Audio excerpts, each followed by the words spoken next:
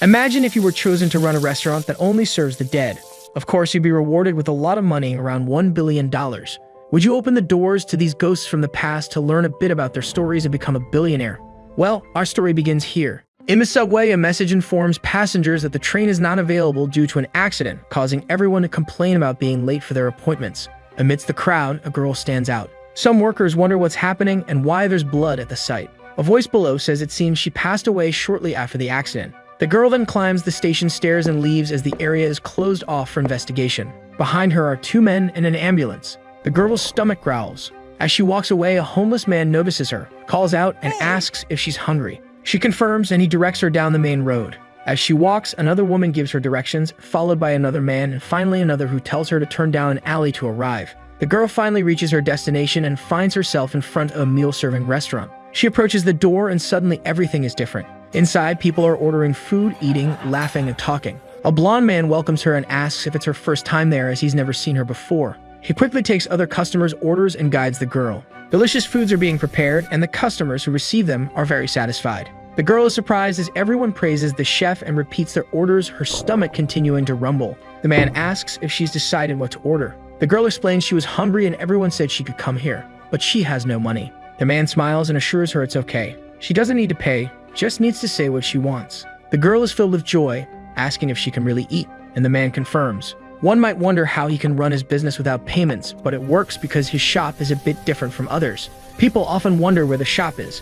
It's in a deep dawn where all life sleeps. A driver passes by in his car. A man holds a cup in his hand while looking out the window. The shop owner says he made friends with the streetlights a long time ago. It's a place for those who can't sleep even in the dark. Perhaps it's more than that. It's where a lonely being remains in deep sadness. Inside the shop, a man approaches the cook's room. He asks if the establishment is still open. As the cook finishes preparing a dish, he enthusiastically confirms and welcomes him with open arms. This place is the restaurant of life after death. Under a scorching sun, sweat drips onto a bag of cement. To make matters worse, the elevator is broken. Lee Kang-jim, 28 years old, works construction in the highest temperatures of the Korean summer. He sees today's salary is 140,000 won. Considering the cost of living, he's still short about 1.3 million won. Lee calculates the bills he has to pay and notes there are 3 months left. However, if he works for 10 more days, he'll be ready to pay the second trimester's tuition, so he must hold on. Lying in bed, he wonders if he should nap before his next part-time job. Suddenly, an unknown number calls him.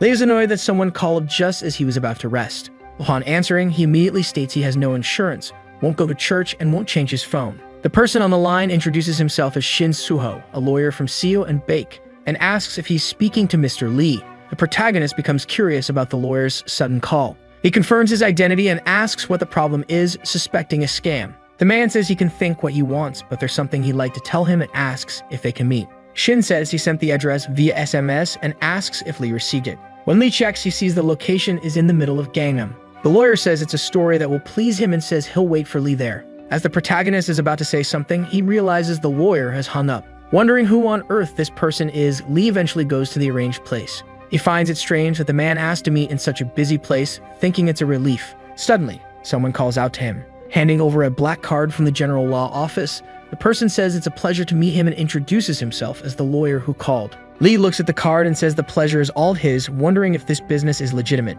Then he asks what the summons is about. The man says it might be a bit confusing, but he'd like to inform him about the will of Kim Bak-rae. Lee doesn't recognize the person. The lawyer says this lady left something for him, a building worth 8.2 billion won as an inheritance. This leaves Lee completely bewildered, making him question if the amount is correct. But Shin confirms, leaving Lee open-mouthed.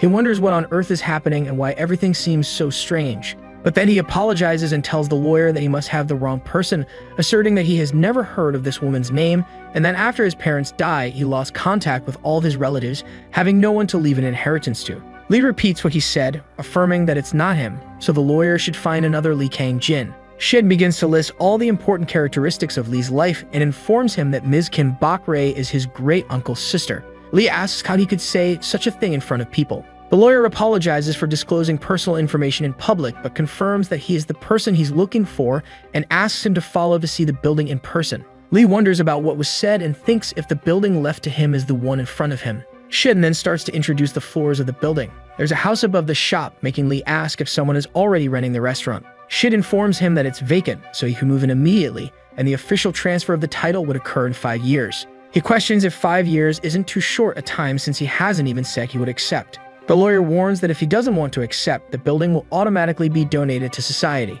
But as a condition of the inheritance, he will have to manage the restaurant for the next 5 years. Lee says he's not good at cooking and asks what will happen if he fails. The lawyer states there's no such thing as a good deal. And Lee questions the various complications he will have by taking on this commitment. Shin advises that if he signs the contract and accepts the terms, his company will cover all costs. Lee checks the terms, sees that it's true, and Shin says that if he still doesn't want it, they can donate the building. Our protagonist says it's obviously suspicious and obviously hard to believe. A distant relative whose name he doesn't even know suddenly makes him inherit an entire building in Gangnam worth 8.2 billion. He thinks it would take 150 years to earn that amount working. With many doubts, Lee asks if it's a scam, and the lawyer replies that it's not. He then says he still has to look at the contract several times and asks if there aren't any other unusual conditions. The lawyer says there are rules about managing the restaurant, but if he keeps them, there won't be any problems. Lee examines the rules and sees that they are unique, wondering how strange these guidelines are. Shin asks if he has made his decision, and Lee finally decides.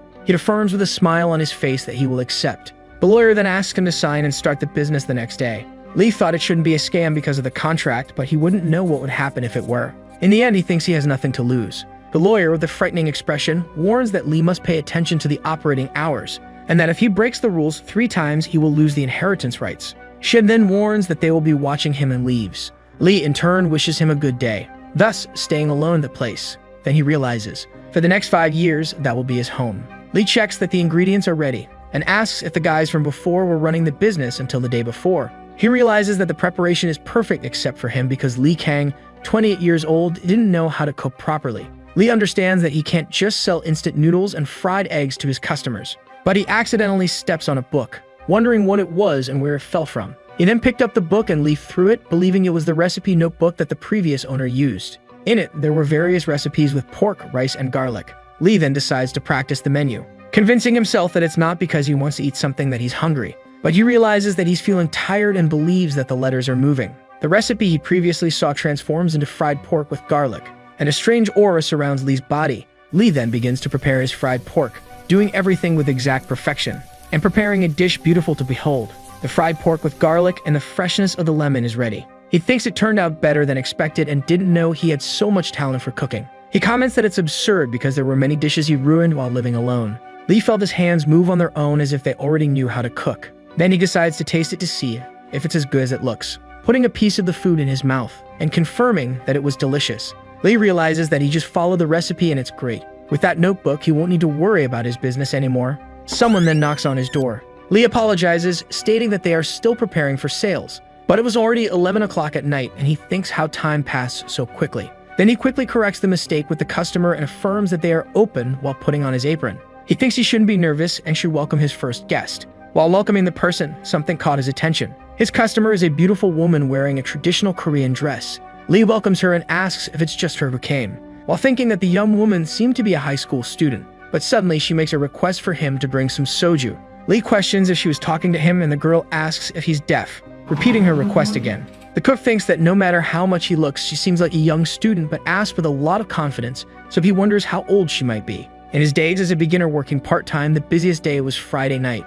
One day he served a drink to a certain table without checking the identity, and perhaps because of the price of the food, a miners reported to the police and he was suspended for a month. But now he was a professional at his job, and he wouldn't fall for the same trick twice. He then approaches the woman kindly and asks if he could verify her identity. She questions about the order, and he affirms that it could be a driver's license or passport. The woman says she doesn't have that, which confuses the man. She confidently says that he doesn't need to worry about that, because she also doesn't have money, again asking for him to just bring her some soju. Lee despairs, thinking he's never seen this kind of person before, and the woman starts to get bored. She states that the man doesn't seem to know much about that place. He awkwardly says he knows about the rules, remembering that the lawyer said he would be watching him. Lee thinks that maybe this means he's being watched through the restaurant's camera. He seems convinced that there's a hidden camera watching him, but the woman cuts him off, saying she doesn't know what he's thinking, but she would like her drink right away. Lee asks if she wouldn't prefer fried pork with garlic instead of alcohol, and the woman declines. He, however, runs to the kitchen and says he will give her one for evaluation without the need for payment. The woman then notices something different. She looks at her reflection in a refrigerator, finding her image odd. Shortly after, the man returns with the food but hears a noise on the floor. It's a wine bottle. Lee then panics because the girl was drinking several bottles of alcohol. Moreover, she drank a lot, and if he gets reported, the worst could happen. He cries, thinking he could be suspended for 2 months on his first day of work. The man asks where the student lives, thinking he needs to send her home before she reports him. She ponders the question and replies that she lives in a house of Kim Champan in Peach Valley in Jeonju. The cook doesn't recognize any of what was said. The woman asks why he's questioning her about this, and Lee asks if she doesn't know. Then a person enters the store, and Lee thinks he's doomed because a customer showed up at a time like this. The man introduces himself as Kang Du-chia from JS Finance. He says that since the restaurant owner has changed, he's there to say hello and share his account. The cook has never heard of this company, and Kang recognizes the woman who is giving him trouble, calling her older sister. Our cook is surprised by this because she looked like a high school student. The man warns that she may look young, but is old, or leaving the protagonist. Kang says he can't believe he doesn't know her, asking if Lee didn't receive the delivery. Stating that the cook has no idea what he's talking about, he thinks he showed up there in a hurry. He then hands over his business card, saying he'll be back soon and will obtain the acceptance of the guarantee. But he holds Lee's wrist and says he must tell him something first. He warns to never believe what the eyes see, leaving the cook confused and calling his sister to leave. The woman gets irritated because the other customers are too weak to occupy the same space as her, but she's content that she's had enough and agrees to leave. Kang says goodbye and wishes good luck with the business. The cook says he wanted to work hard, but there are no customers. Kang tells the cook not to worry, that other customers will soon come after finding the smell. Lee says the previous owner seemed to be very good, and Kang says she was the best. When asked what kind of person she was, Kang says she was a good person, like a paradise for them. Laughing as he talked, he states he would like some cooked saccharin wheat jelly for tomorrow. And even though it's a bit rude to say this on his first visit, he would like to bring his team to dine there. This excites Lee like a party, saying it would be great. The man affirms he will come the next day at 11 o'clock at night, which the cook catches. He then stands up after the bow to say one more thing, and realizes he can no longer see any of them, wondering how they can be so fast. Alone in the kitchen, Lee thinks it's been a while since the two left, and that it's Friday night at midnight. It shouldn't be possible to have no customers there. He then wonders if it's because the store is old, but two people smell the garlic and approach the store asking if it's open and ordering 3 garlic dishes. Lee tells them to sit down and he'll bring it immediately. While cooking for the girls, the woman asks if the owner has changed, and he says he's now responsible for the restaurant. The woman with a frightening look says he will have a hard time from now on.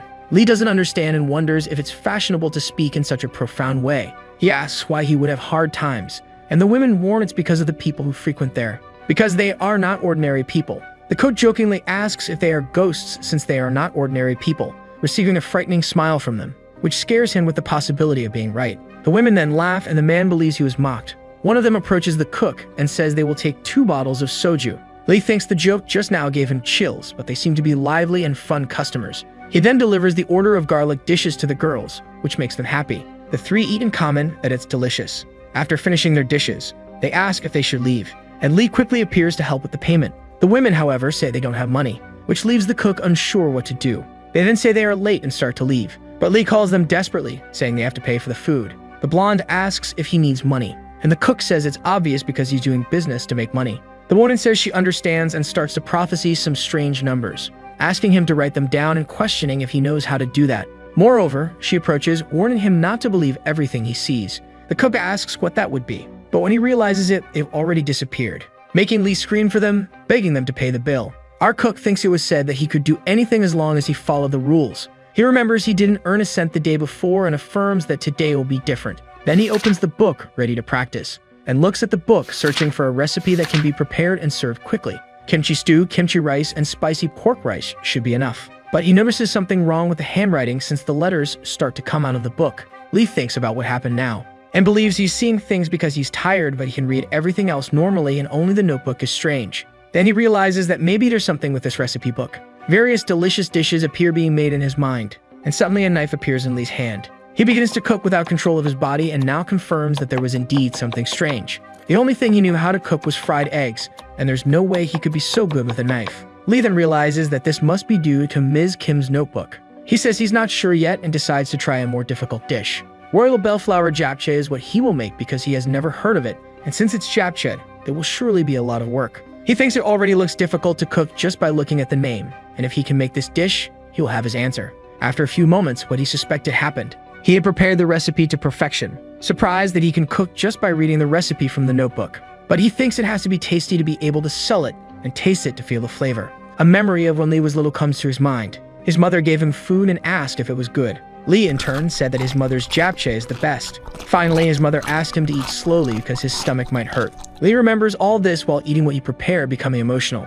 He thinks it's not the same recipe his mother made for him, but it has the same taste as that time, thus placing the dish on his table. He slaps his face, thinking it's not the time to be emotional, thus trying to wake up to reality. Lee thinks about who that lady was and how she made that recipe. Many strange things have been happening since he arrived at that place. The notebook has strange powers, and every customer who came there had no money besides saying something strange to Lee. They warned him not to believe everything his eyes see. There was even a lawyer who said he would watch to see if he was doing well. At this point, Lee was confused whether the legacy of that lady was luck or misfortune for him. Abruptly, a man enters his establishment carrying lettuces and shouts good morning. The man greets Lee, affirming that he is better than he thought, and Lee asks who he is. The man introduces himself as Suyang, the one responsible for the ingredients, and Suwei, the one responsible for the alcohol. They say they are the younger brothers of the lawyer he had met earlier. Lee thinks they look nothing alike, while the man says they must not have had many customers the day before. Lee asks if he can tell just by looking, and Suyang informs that he has been stocking the fridge for a long time. Ms. Kim Bok-rae was like his mother, and the restaurant was also her home. That's why he asks somewhat aggressively to take good care of the restaurant, and if he needs anything, he is free to call them. After the clarifications, Suyang asks how the business was the day before, and Lee warns that there was nothing special except for the customers who had no money. Lee asks if the restaurant is free and how he should work with this loss. Suyang claims that it may seem like a loss, but it's a good deal that will return to the owner later. Lee asks about what was said, and Sunam, in a frightening way, warns that if he dies, he will get everything back. Our cook, however, thinks it's no use receiving things after dying, and changes the subject, asking if they know JS Finance, since no matter how much he searches, he can't find it. The man advises that they do business there too, and only those who know it is like a subcontracted company. Lee asks why do business in a place like this because it could go bankrupt, and Suyang asks him not to worry. Even if the world goes bankrupt, JS Finance never will. The two then laugh, saying that if the world sinks, it might be a problem, while Lee thinks none of his questions were answered. The men then say goodbye and warn that anything Lee needs, they will be available. Suyang comments to his brother that he misses their mother and calls him to see her.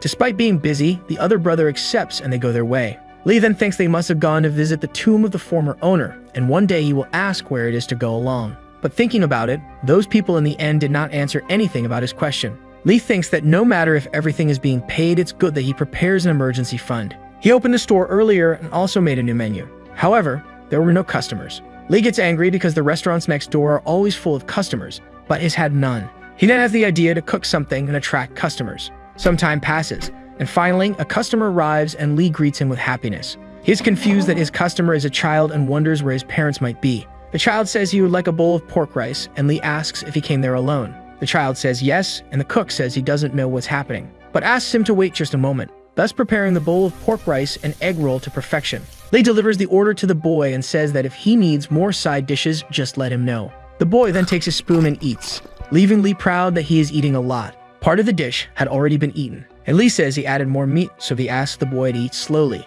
making him thoughtful. Our cook says he's eating very well and thinks he likes spicy stir-fried pork. Lee comments that his favorite side dish is this dish, and if eaten with his mother's fried egg, it's like a bowl of rice. The boy then stops eating, and Lee says he would have liked to eat that all day. That boy then says that the dish he made has the same taste as his mother's food, and he could eat it all day. He then eats more, and while eating, he starts to cry. Lee didn't expect that reaction, and tries to talk to the child, but he doesn't stop crying. Our cook asks why he's crying, and the boy says it's because he misses his mother. Lee affirms that he will always be there, and that he can come to eat whenever he wants, but the boy denies. Saying he has to go see his mother, Lee asks where she is. The boy thanks him for the help. As a wave forms on the floor, he says he now knows where he should be, thanking again and disappearing amid bright lights. Lee closes his eyes due to the brightness. After that, he wonders what the hell happened since the child had disappeared. A note of money falls on Lee's eyes, and he realizes it's a 1,000,001 note. Lee is astounded that a 1,000,001 check fell from the sky and wonders what's wrong with that place. Shin in the background says that to be precise, something that makes ghosts happy is happening, which catches Lee's attention. He is surprised that Shin is there and asks when he arrived, but changes the question to another. He questions the lawyer what he means by ghost, and the same asks if it makes sense that a check falls from the sky suddenly. Lee asks what the hell is going on there. Every customer who came only said suspicious things. All were strange, and there was a difficult place to understand. The lawyer then laughs, and more that this place is the border between the underworld and the earth. He explains that ghosts come and go to this restaurant, which frightens our cook. Shin asks if he hadn't realized, and Lee begins to understand where he got himself into. The lawyer says he didn't expect him to understand all at once, and he explains that Lee's suspicions were correct. This place is where ghosts eat like humans. Ghosts miss the food they ate during their lives. They then come here in search of a drink to warm them up. Shin warns that he doesn't need to worry about a ghost hurting him, because they will protect him if he protects them, explaining that it's like getting angry when your only favorite dog gets hurt. Lee admits that doing business with ghosts is still a bit scary. Shin then asks if he's scared because they're ghosts instead of people, and Lee starts to think about all the bad people who have passed through his life, concluding that there are more scary people than ghosts. Lee then says it's good to be a little cautious, but since he's been told that, he'll try to do his best. Still, Lee questions about the people who don't pay, and Shin says they will be punished after death. On his phone's search engine, Lee searches for ghosts. He comments that as if it wasn't enough that drones deliver packages, there are also ghosts nowadays. A ghost is a state in which a person has died. A person who lives a happy life and has a comfortable death becomes a good ghost. But if they are bad, the opposite can happen, and they turn into bad ghosts that harm humans. To exorcise ghosts, just make red bean porridge since they don't like the color red. The second step is to call a shaman and threaten them. The third step is to welcome and respect them, letting them leave on their own. Lee then believes that if he feeds them well, they will leave on their own. But still, this is strange. Our cook then wonders if everything is really okay. But he comes back to reality thinking that he shouldn't be cultivating these ideas in his head. He's heard of people killing other people, but never of ghosts killing people. Lee then puts on his apron and says that just to be sure, he'll make red bean porridge. While preparing the porridge, he thinks about the man from JS Finance who must also be a ghost,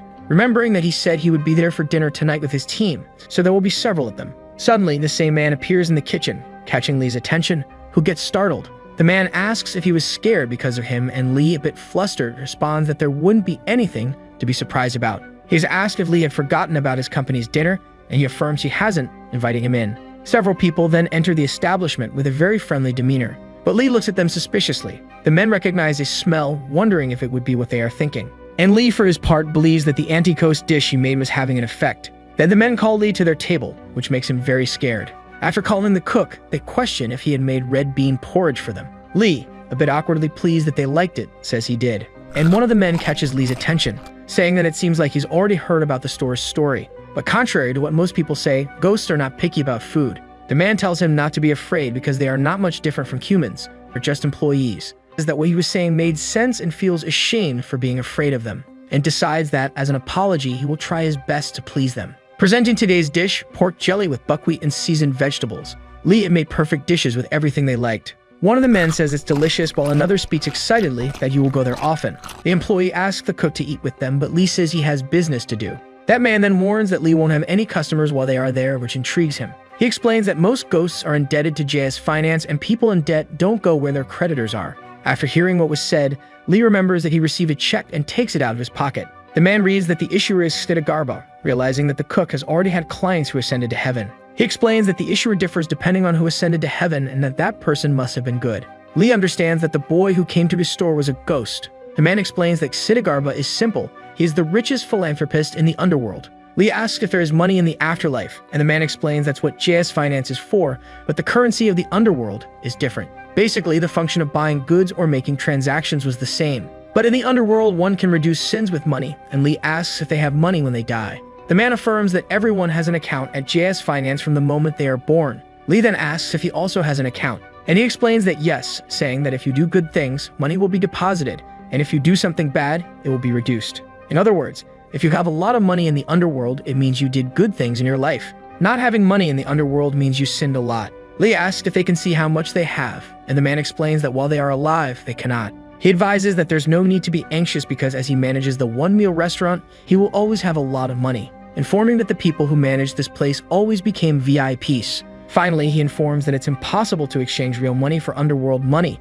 but the opposite is possible. Without further doubts, Lee just asks him to transfer the money to his JS account, which is accepted. Cleaning equipment falls to the ground, and Lee remembers the lottery. The blonde from before had given him a number, but it gave 50,000 won. He thinks he would donate if he won first place to accumulate his merit, but he starts to think about the amount received, and sees that it was exactly the value of the bill. Again in the restaurant, the women comment on what happened, and the blonde says she didn't expect to win. She says that if she had known it would be like this, she would have entered the dream of her nephew and niece. One of the girls says that's very cool, and Lee thinks that at first he was scared. But if you pay attention, they are more like a person than he thought. Someone enters the store and our cook welcomes them. It was the customer from last time. The woman asks what he's looking at and asks him to bring her some soju. Lee rushes to get it, while thinking that she looks different from last time, looking a bit older. He thinks that looking at the characteristics of Hanbok, she must be quite old for ghosts. He believes he has to apologize because he went too far last time, Lee then apologizes with a bow and Hambok accepts with her broad generosity. She then asks the cook's name, who introduces himself as Lee Kang-jin. Hambok asks which family he is from, and the cook responds that he is from Dakshin Lee. The woman says she knows the cook's family well and has a good relationship with his grandparents. She introduces herself as Soi from the Divine Kim family, and as she is in a position of debt, she asks him to speak comfortably with her. Lee then decides to ask how long she has been dead, but the woman warns that she should tell him something first, which puts Lee on alert. She warns that for those who could not ascend to heaven and became ghosts, one should not ask about their past. Lee says he's sorry and apologizes for his discourtesy. The woman says that the ghosts who come here are those who can't even pick up and eat the food from the ancestral rites. So there's nothing good about bringing up their past, but since he's such a good person, she gave him this advice. Lee looks at his reflection in the table and thinks that if what the woman said is right, there shouldn't be many customers, thinking she wants to scare him. Suddenly someone asks for permission, asking if all the maiden ghosts have left. Lee then says they just left, asking him to sit down and say if he wants to eat something. Several people say they won't hesitate,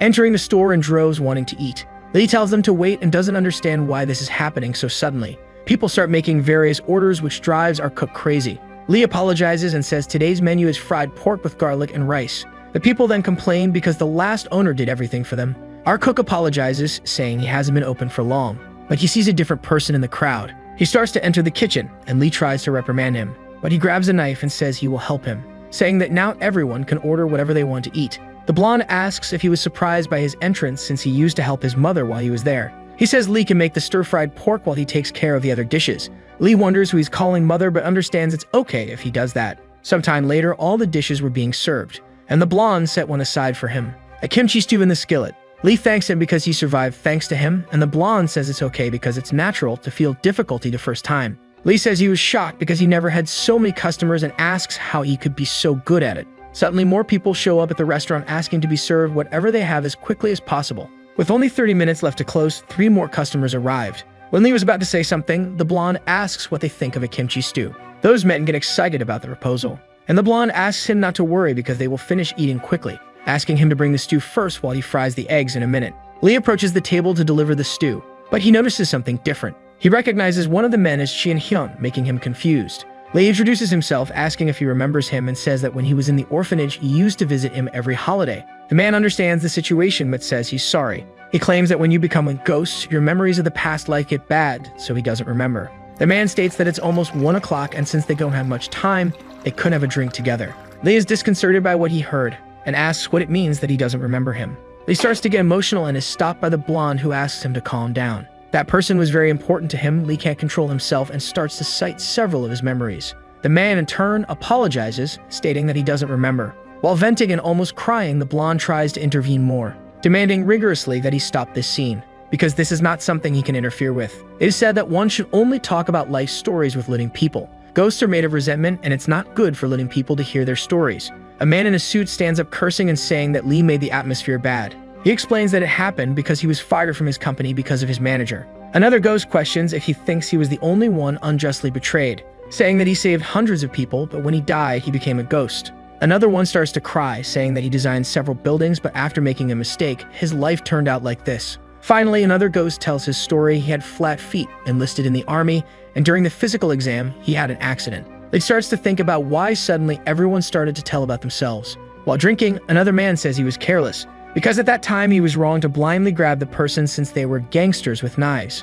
That was bad luck. Lee says he remembers that his Hyung always said that justice is on the side of the weak. That's why he became a policeman. But he clenches his fist in anger when he thinks about the gangsters. The blonde asks if he has eaten and that they should eat together because there's not much time left until 1 o'clock. Lee tries to say something about the customers, but the blonde says he will take care of it. Sometime later, the blonde tastes the soup and says excitedly that soju is the best when it comes to kimchi stew. Lee then asks if he's used to cooking because his skills were great. The blonde gets embarrassed, saying he's still a child in the business, and Lee affirms that he's very good. The same then thanks him and says he could do something even better if he had the ingredients and more time. Lee then starts to think about the man's skills, concluding that he needs him. He says it's his first time as a cook and asks if he could help him in the restaurant. The blonde says that's a good idea and accepts, since he has nothing to do. He affirms that it will be a pleasure to work alongside Lee and introduces himself as Ba Young-soo. They realize they are the same age and decide to start talking casually. Lee accepts with enthusiasm. There's only 1 minute left until 1 in the morning. The ghosts hurry to drink as fast as possible.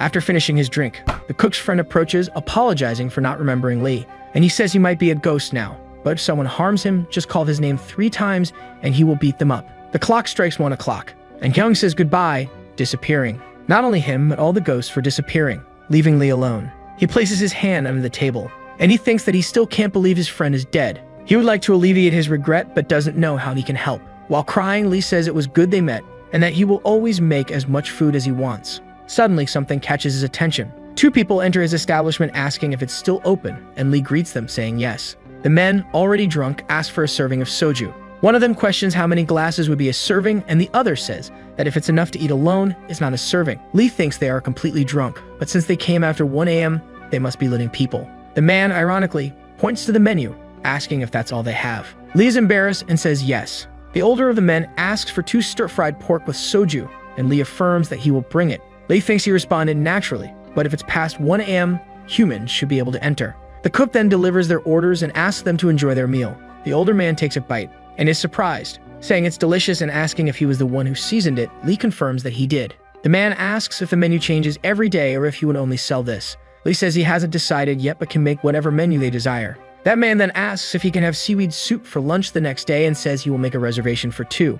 Lee accepts and they finish their dishes, feeling very full. The older one asks the other to wake up because there's a substitute driver outside. The drunk, however, says there's no right path and it's time to go home without regrets. They thank Lee for the food and he wishes them a safe return home. Lee seems curious. He discovered something in his book, a way to make seaweed soup with much more flavor, and he remembers that his friend also liked it and says he will prepare it for him just as he will for the customer who made the reservation. Lee starts cooking according to his recipe.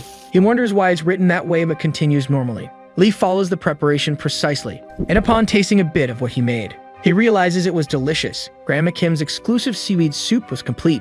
A woman then enters his establishment, along with the man who made the reservation, who says hello. The woman comments that it's cool, and the man says they must have turned on the air conditioning. Lee thinks this is strange because he never turned on the air conditioning. The woman comments that the place is worn out to be a restaurant in Gangnam, and the man tells her to focus on the food. Lee admits that the interior design of the place is a bit outdated, and delivers the seaweed soup that the man had ordered. The 2 start eating, and the woman asks if the cook learned his techniques in Angang Lee, but he says he doesn't know that place. The woman says that this place is the province of her mother's hometown, and she remembers eating a lot of it when she was pregnant, informing that the seaweed soup has the same taste as the one her mother made. Lee says it's fascinating, but he's never been there, and the woman comments that he seems young, but is great. Our cook thanks her and asks if she wants him to wrap it up for takeout, which makes her happy and grateful. The man asks how the food is and if he did a good job, while the woman says her husband is good with restaurants. The man then asks how much the dish he ate costs, and Lee says he can pay whatever he wants. He then asks if he can pay 1,000 won, and his wife says that will attract many wrongdoers looking for free meals.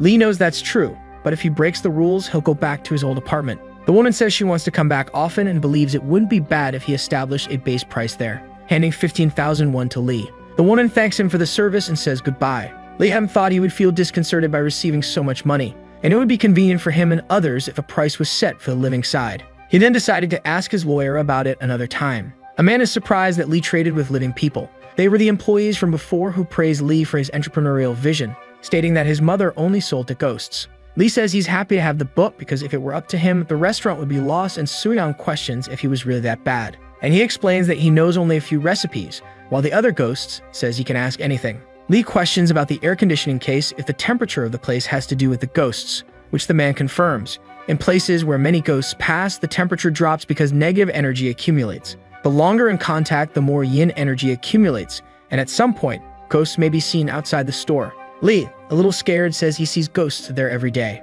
And the man said that's how real ghosts are, stating that the ghosts from outside are a bit different from the ones he sees, making Lee curious about what they are like. He then explains that Lee will know when he sees them. Finally, our cook says he would like to ask one more thing, and questions if the 2 are human. Lee starts laughing while saying that the 2 can't be ghosts, and even if they are, they're not scary. Those men then smile and confirm that they are living people. Faced with this and afraid, Lee says he understands. But he had one more question, how living people like them worked there if they couldn't see ghosts. They explained that they were orphans, so the mother raised them, and that's how they joined. When the mother was busy, the maiden ghosts took care of them, which made them want to do something related. Lee tries to connect the dots, commenting that lawyer Shin is the eldest son, Mr. Sugway is the third, and Mr. Soo-young the second. Soo-young interrupts, saying there's one more, Shin Sujo, their youngest, who works in interior design. Lee is happy about this because he would like to change the interior of the store and says he will ask for his advice. Soo-young understands and says he will call them. After a while, it was almost time to open the store. Soo-young, along with his brother, say goodbye, wishing a good night. Lee asks them to come back again. After the farewell, he stops and thinks about the one-meal restaurant, a place where both the living and the dead can come. He realizes that this is actually good, because it's a place open to everyone. It was said that this is the border between this world and the afterlife, and that is absolutely correct. The next day, Shin comments that he was surprised when Lee called, and it seems that Lee is worried about the living customers. Lee confirms that he is because when they come, it's natural to ask for the price, and there's no mention in the contract about them. The lawyer then thinks about the matter. Shin explains that this restaurant is not a place to make money, but to serve those who are hungry. He asks if it's necessary to set a price, and even if people don't pay, it will still be deposited.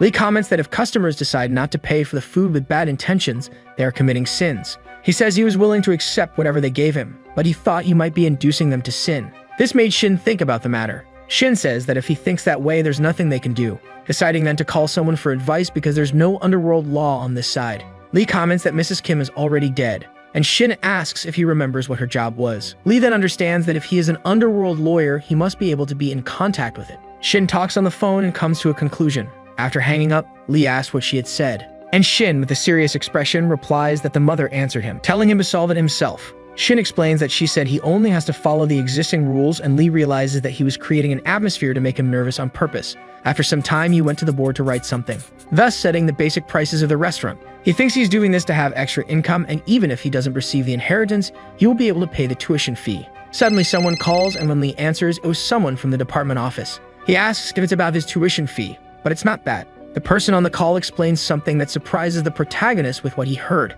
He questions if he is now an intern, and the person explains that he will be an intern at Takwang Trading, which everyone knows, from September to December with a monthly salary of 1.9 million won.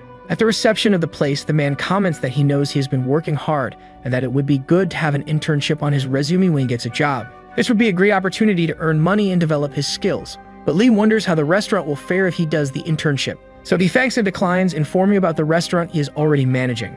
The director asks if he owns a business, and Lee explains that he just took over for 5 years. He then questions what Lee will do after the 5 years, and he says he's still not sure. The director explains that this internship is only for the last semester, and afterward he won't get another, asking then if he shouldn't take advantage of the opportunity when it comes to his future. Lee leaves the school thinking that the restaurant's business hours are from 11 p.m. to 1 a.m. He thinks he will probably get off work before 11 p.m. and maybe be able to intern during the day. This was something Lee had to think about a lot. Back at the restaurant, Lee delivers orders to customers while a drunk makes small talk. He thinks the man keeps saying what he wants and not listening to others. The blonde asks what's wrong with his expression and if something happened, handing him a drink. Lee informs that he received an internship offer from a trading company. Everyone then despairs at the possibility of the one-meal restaurant stopping its operation. The cook, however, asks them to calm down because if he accepts, the restaurant will open at the same time, which leaves everyone very relieved. Most could not even imagine living without the restaurant. A man approaches asking about what Lee said and questions if he has ever heard of Kang International. The man introduces himself as Park Chunmin, a founding member of Kang International. Lee is surprised by this, and the blonde is suspicious. Park starts listing several of the requirements to work with what he works with. Bayon asks the protagonist if he understood anything, and Lee responds that more or less. A noise then sounds in the place, and Bayon supposes it must be a customer. A family of 3 people appeared at the restaurant saying they heard they could eat there. They then ask if they can enter. Bayon questions what Lee is doing. Lee panics upon seeing that they are ghosts, which confuses Bayon because he is also one. He states it's different because they are transparent, and Bayon explains that it's because they have just died, explaining that the soul and body are connected 3 days after death and that he was once a half-ghost before. But since they came here, there must be no one to perform their funeral, so Lee asks how he knows this. And Bayon explains that usually people stay at their own funeral for 3 days to eat. But they came straight to the restaurant, and he says that's regrettable. Lee then welcomes them, saying they can order anything, and the woman suggests pork belly because her daughter liked it a lot. The food was delivered, and everyone thanked. A little in the background, Lee asks Bayon if he knows what will happen to these people. Bayon explains that in 3 days, the team will come to take them to the afterlife. Until then, they will be wandering through places where they had memories. Curious about Bayon, Lee questions why he didn't go to the afterlife and if the team didn't look for him. Explaining that it's due to his resentment, he asks Lee if he's ever had any regrets in his life, to which Lee affirms he has plenty. Bayon explains that everyone has done something they regret, but when this feeling turns bitter, they become ghosts. They know they need to resolve this to ascend to heaven. The problem is that they can't remember their resentment. In the end, just like him, they will all be wandering this cold and hungry world without any promise. Lee thinks that, like Yang, all the ghosts there have a resentment.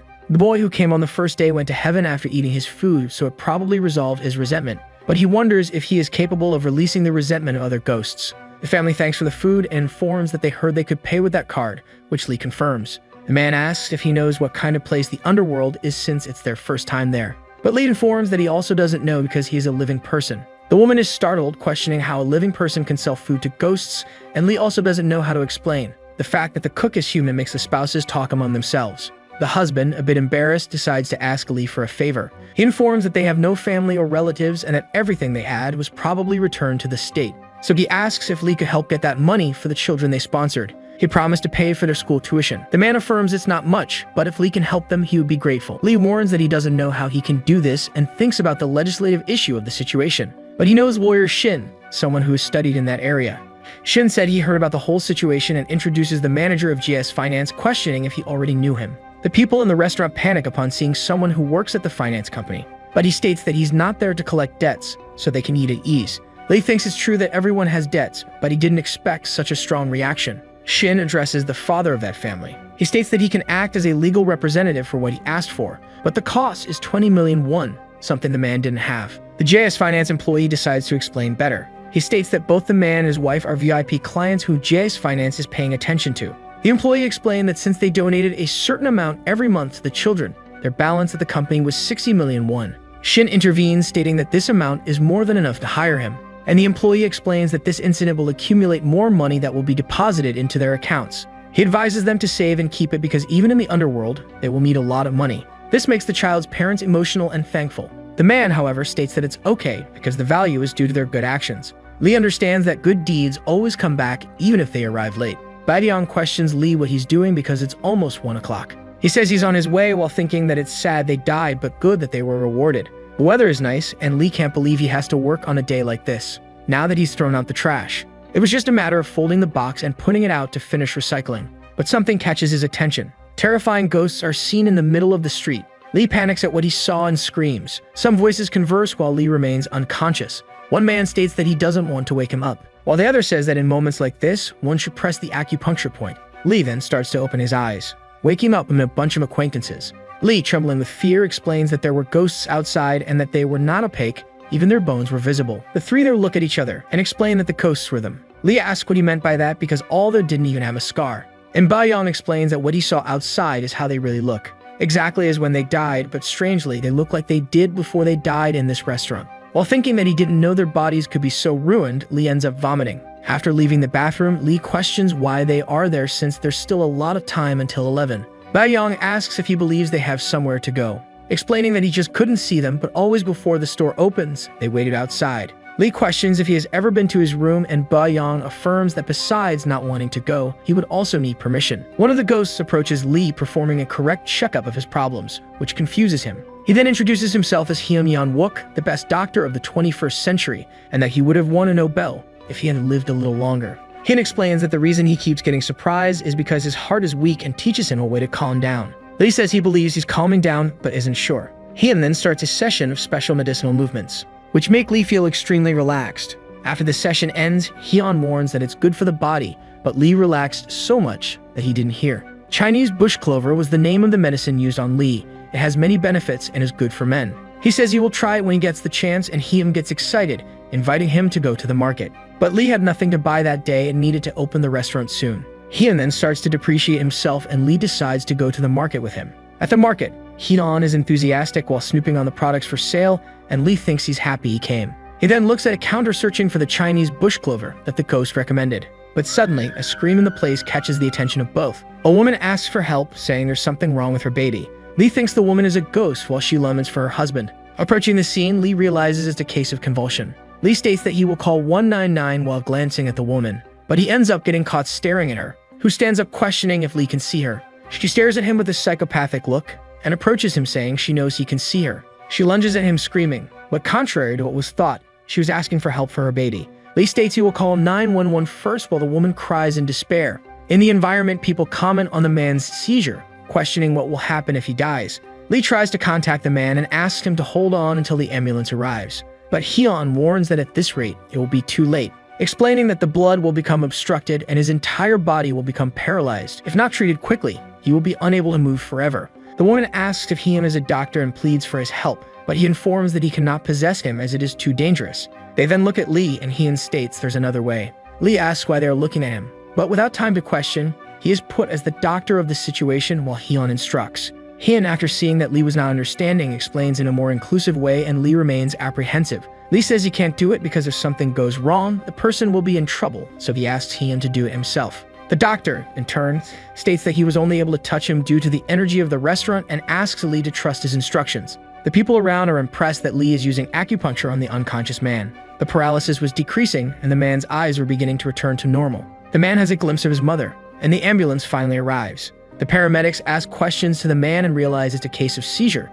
transferring him to the hospital. Hyun explains that they performed first aid, so he will be fine when he gets to the hospital. The woman touches Lee, explaining that her son's body was weak since childhood and she always feared something would happen. But now she says she feels at ease, thanking and ascending to heaven, which leaves Lee surprised and Hyun thoughtful. The customers ask outside if it's time to open yet, and Lee affirms there are 10 minutes left. Those ghosts then wait outside while complaining of hunger.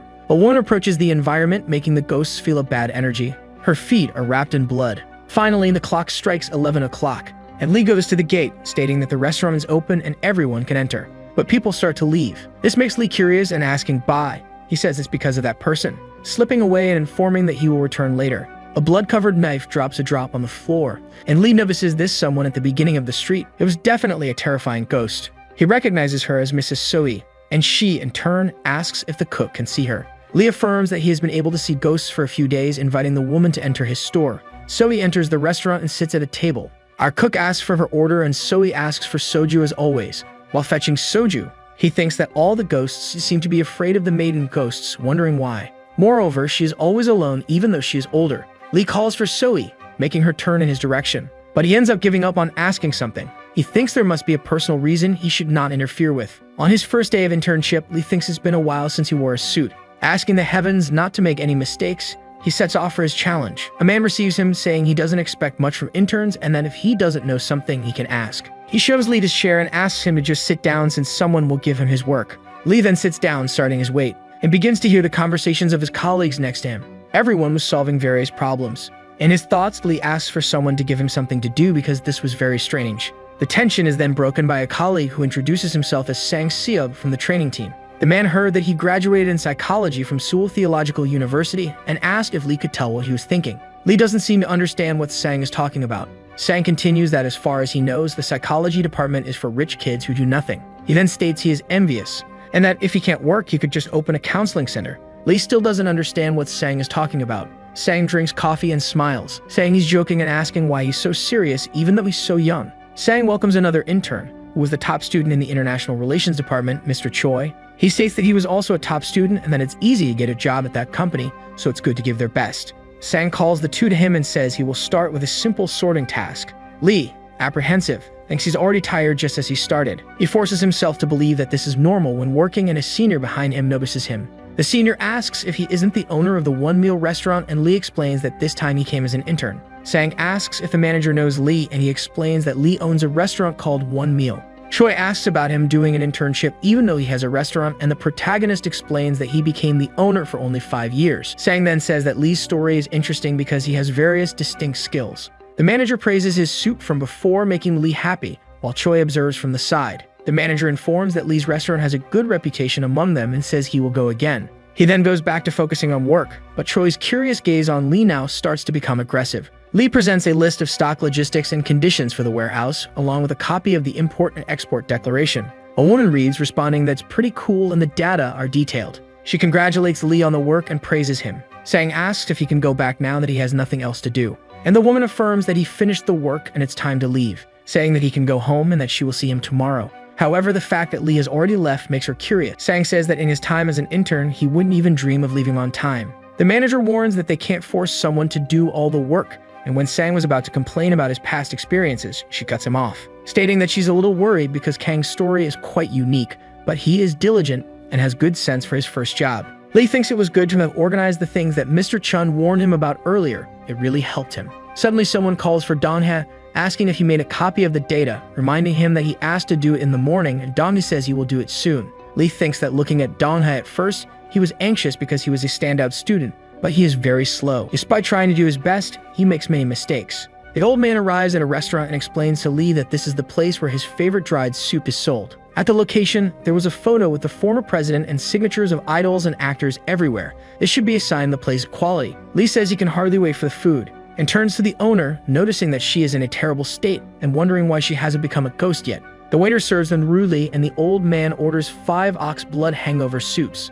While serving, he explains that water and additional side dishes are self-service. Everyone then starts eating. Lee thinks it doesn't taste bad, but it's not so good to have a line wanting to eat this. The old man says it usually doesn't taste like that, and the manager agrees, saying it used to be better. The old man apologizes because this used to be a good restaurant, and Lee says he doesn't mind because he eats everything. Now that everyone is finished, they decide to leave. But before leaving, Lee stops for a moment and pays attention to the owner, who is very ill. A customer questions if this is really a good restaurant, and another informs that the restaurant owner was an elderly lady, and since she passed away, the quality has only worsened. Back at the restaurant, Ba states that he knows the lady well. She was a friend of the owner of the place where he worked, and her culinary skills were incredible. Ba asks how the store is currently, and Lee informs that although there are many people, the taste is simple. While commenting on the preparation method of the hangover soup, Ba doesn't understand why people buy the instant one. Lee asks if the recipe wasn't passed on to the son because people started leaving that restaurant, which makes Ba wonder. Someone then appears at the door, entering the restaurant and asking with a smile if he is the first customer of the day. Lee welcomes Mr. Park and says that thanks to him he is doing well at the company. Park in turn asks Lee not to worry. As a thank you, Lee says he will make anything he wants to eat. Park then asks for a bowl of hot rice with red pepper paste soup. Lee decides to look in the notebook but realizes that recipe is not there. Ba asks what Lee's expression is about, and Lee explains that the recipe is not in the notebook and he can't cook anything that's not there. Ba says it's easy and decides to teach him how to make the red pepper soybean paste. A step-by-step of the dish is then given, and after finishing, Lee serves his customer. Park puts the food on his plate and prepares to take his first bite. Upon eating, he comments that even if he had the chance, there's nothing to add to this bowl, thanking the chef and praising him for the good dish he made. Ba asks why Lee doesn't take this opportunity to learn to cook with him. And Lee then asks to be taught how to make the simple garlic pickles, but Ba denies it desperately. He explains that if garlic is cooked, they will come, and Lee asks what he means by they. But he remembers the maiden ghosts. Lee asks why he's afraid since he's also a ghost, and Ba explains that he will only know when he becomes one. Lee comments that he's also afraid of Mr. Kang and calls him a coward. Embarrassed, Ba says it's because of the debt, and it's not normal for a dead ghost to earn money. He explains that he's lucky to work there and earn money, but if the debt isn't paid and the negative balance continues, GS finance people will catch them. If caught, one must present the documents at the bank counter and be examined for the extension of the term, and the line is long and slow. If you fail the exam, you are extinguished.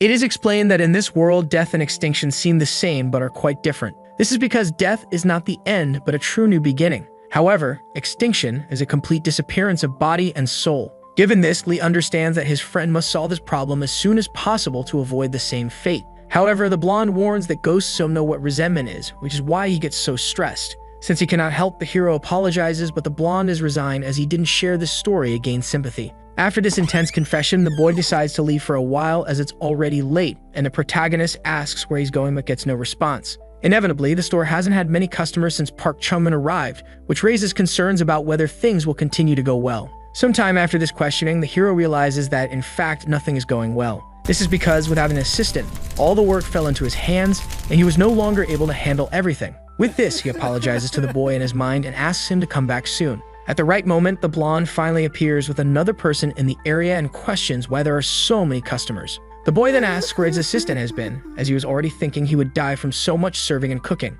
Shifting focus, the boy receives a new customer who claims not to need help, just wanting to eat well. From afar, the woman observes the efficiency in the restaurant's work and comments that although the cook is younger than her son, he is already very skilled. Without further delay, Lee apologizes for the delay and the lady doesn't mind it but asks about the food. Thus, the hero informs her that everything is ready and asks if the customer needs anything else to ease her concerns. In this case, to improve the impression she had earlier, the woman feels a bit embarrassed and asks for a gunji hangover soup. Looking at his partner, Lee understands that this will take a long time. However, the blonde reassures him that there's no need to worry. He quickly hands over a business card to go buy a bowl at his store, and amazingly, the protagonist pulls a VIP card from JS Finances out of his pocket. However, since it's an underworld card, they can't use it in physical stores, so they need to use conventional money. Despite this, the hero is still afraid that his food might disappoint her by not tasting the same as before. However, Ba's opinion is the opposite. This is precisely why the woman must eat, as she wants to see for herself how bad it is. After finally finding the soup, Lee observes it and realizes that he's getting nervous for no reason. Anyway, the blonde asks how the store was when the boy went there, and it's said that there is another customer, but indifferent and not similar to the lady's son. While eating the soup, the lady thinks that the taste is doomed to disappear. However, for her, it's still quite painful to eat it. Thinking that a drink would be nice, the hero asks if the customer would like something to go with it. In this case, the lady asks for alcohol, specifically soju and 2 beers, along with some glasses to serve. Grabbing the bottle, the customer excitedly mentions that she's made soju and beer many times, even though it's been a while, which makes her worried about the result. She states that even though it may seem like it's being shaken randomly, it's all a matter of technique.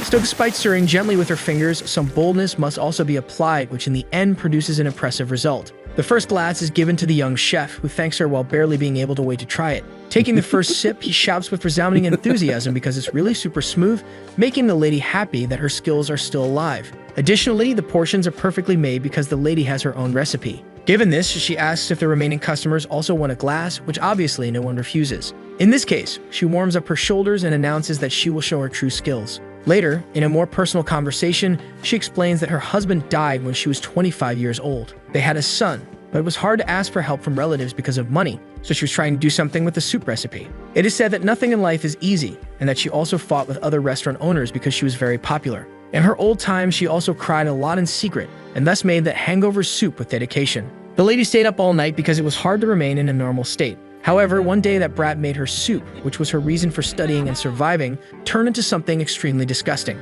After hearing the story, Lee remembers that the hangover soup restaurant started small but grew a lot with the dedication of sweat and tears. Inevitably, the boy in charge of managing it really messed everything up, so the lady asks if the young chef can do her a favor. Touched by the story, Lee agrees, but that lady asks the hero to ruin the business of her restaurant. This request comes very unexpectedly, leaving Lee confused since it is a restaurant to which the woman dedicated her entire life. In this case, she explains that although she is grateful that the restaurant allowed her son to study and get married, she doesn't want to disappoint the customers. That said, Ba questions how they will ruin it because even though the taste has changed a lot, there are still customers who come because of the rumors. Thus, the lady responds that it's simple and explains that if there's a more delicious hangover soup, customers will prefer that one. So she decides to teach the young cook her recipe with the same taste she used to make in her younger days. In another region, a man desperately asks if the hero will really sell the hangover soup, which is confirmed. The manager knows the boy has skills because he has already tasted his food. However, since he's working at the company, he believes it will be difficult to handle. Then the protagonist explains that he decided to sell only on weekends, preparing about 60 portions per day. The manager in turn believes that to sell that much, something must be planned, but he's still curious about what to believe. In this case, he asks if he can make a reservation, and after being told yes, he asks for a table for 3 people. With everything set, what's left is to order blood sausage and napa cabbage from Shin Suyang. Also, a stock of alcohol is necessary because the customers will want it. It was said that the beef bone needs to be boiled for about 12 hours. With that, if they start cooking on Friday, it might work out. Suddenly, a veteran calls the hero for the 3rd time, who isn't paying attention because he's lost in thought. He metaphorically questions where the hero sold his soul, and instead asks if he intends to become a full-time employee. This question arises suddenly because Lee has only been there for a week. Then the veteran comments that he thought the same at first because it involves someone from psychology. However, he says that since the boy is good at the job, that's enough, which surprises Lee, who thought Dongyu would receive the offer first.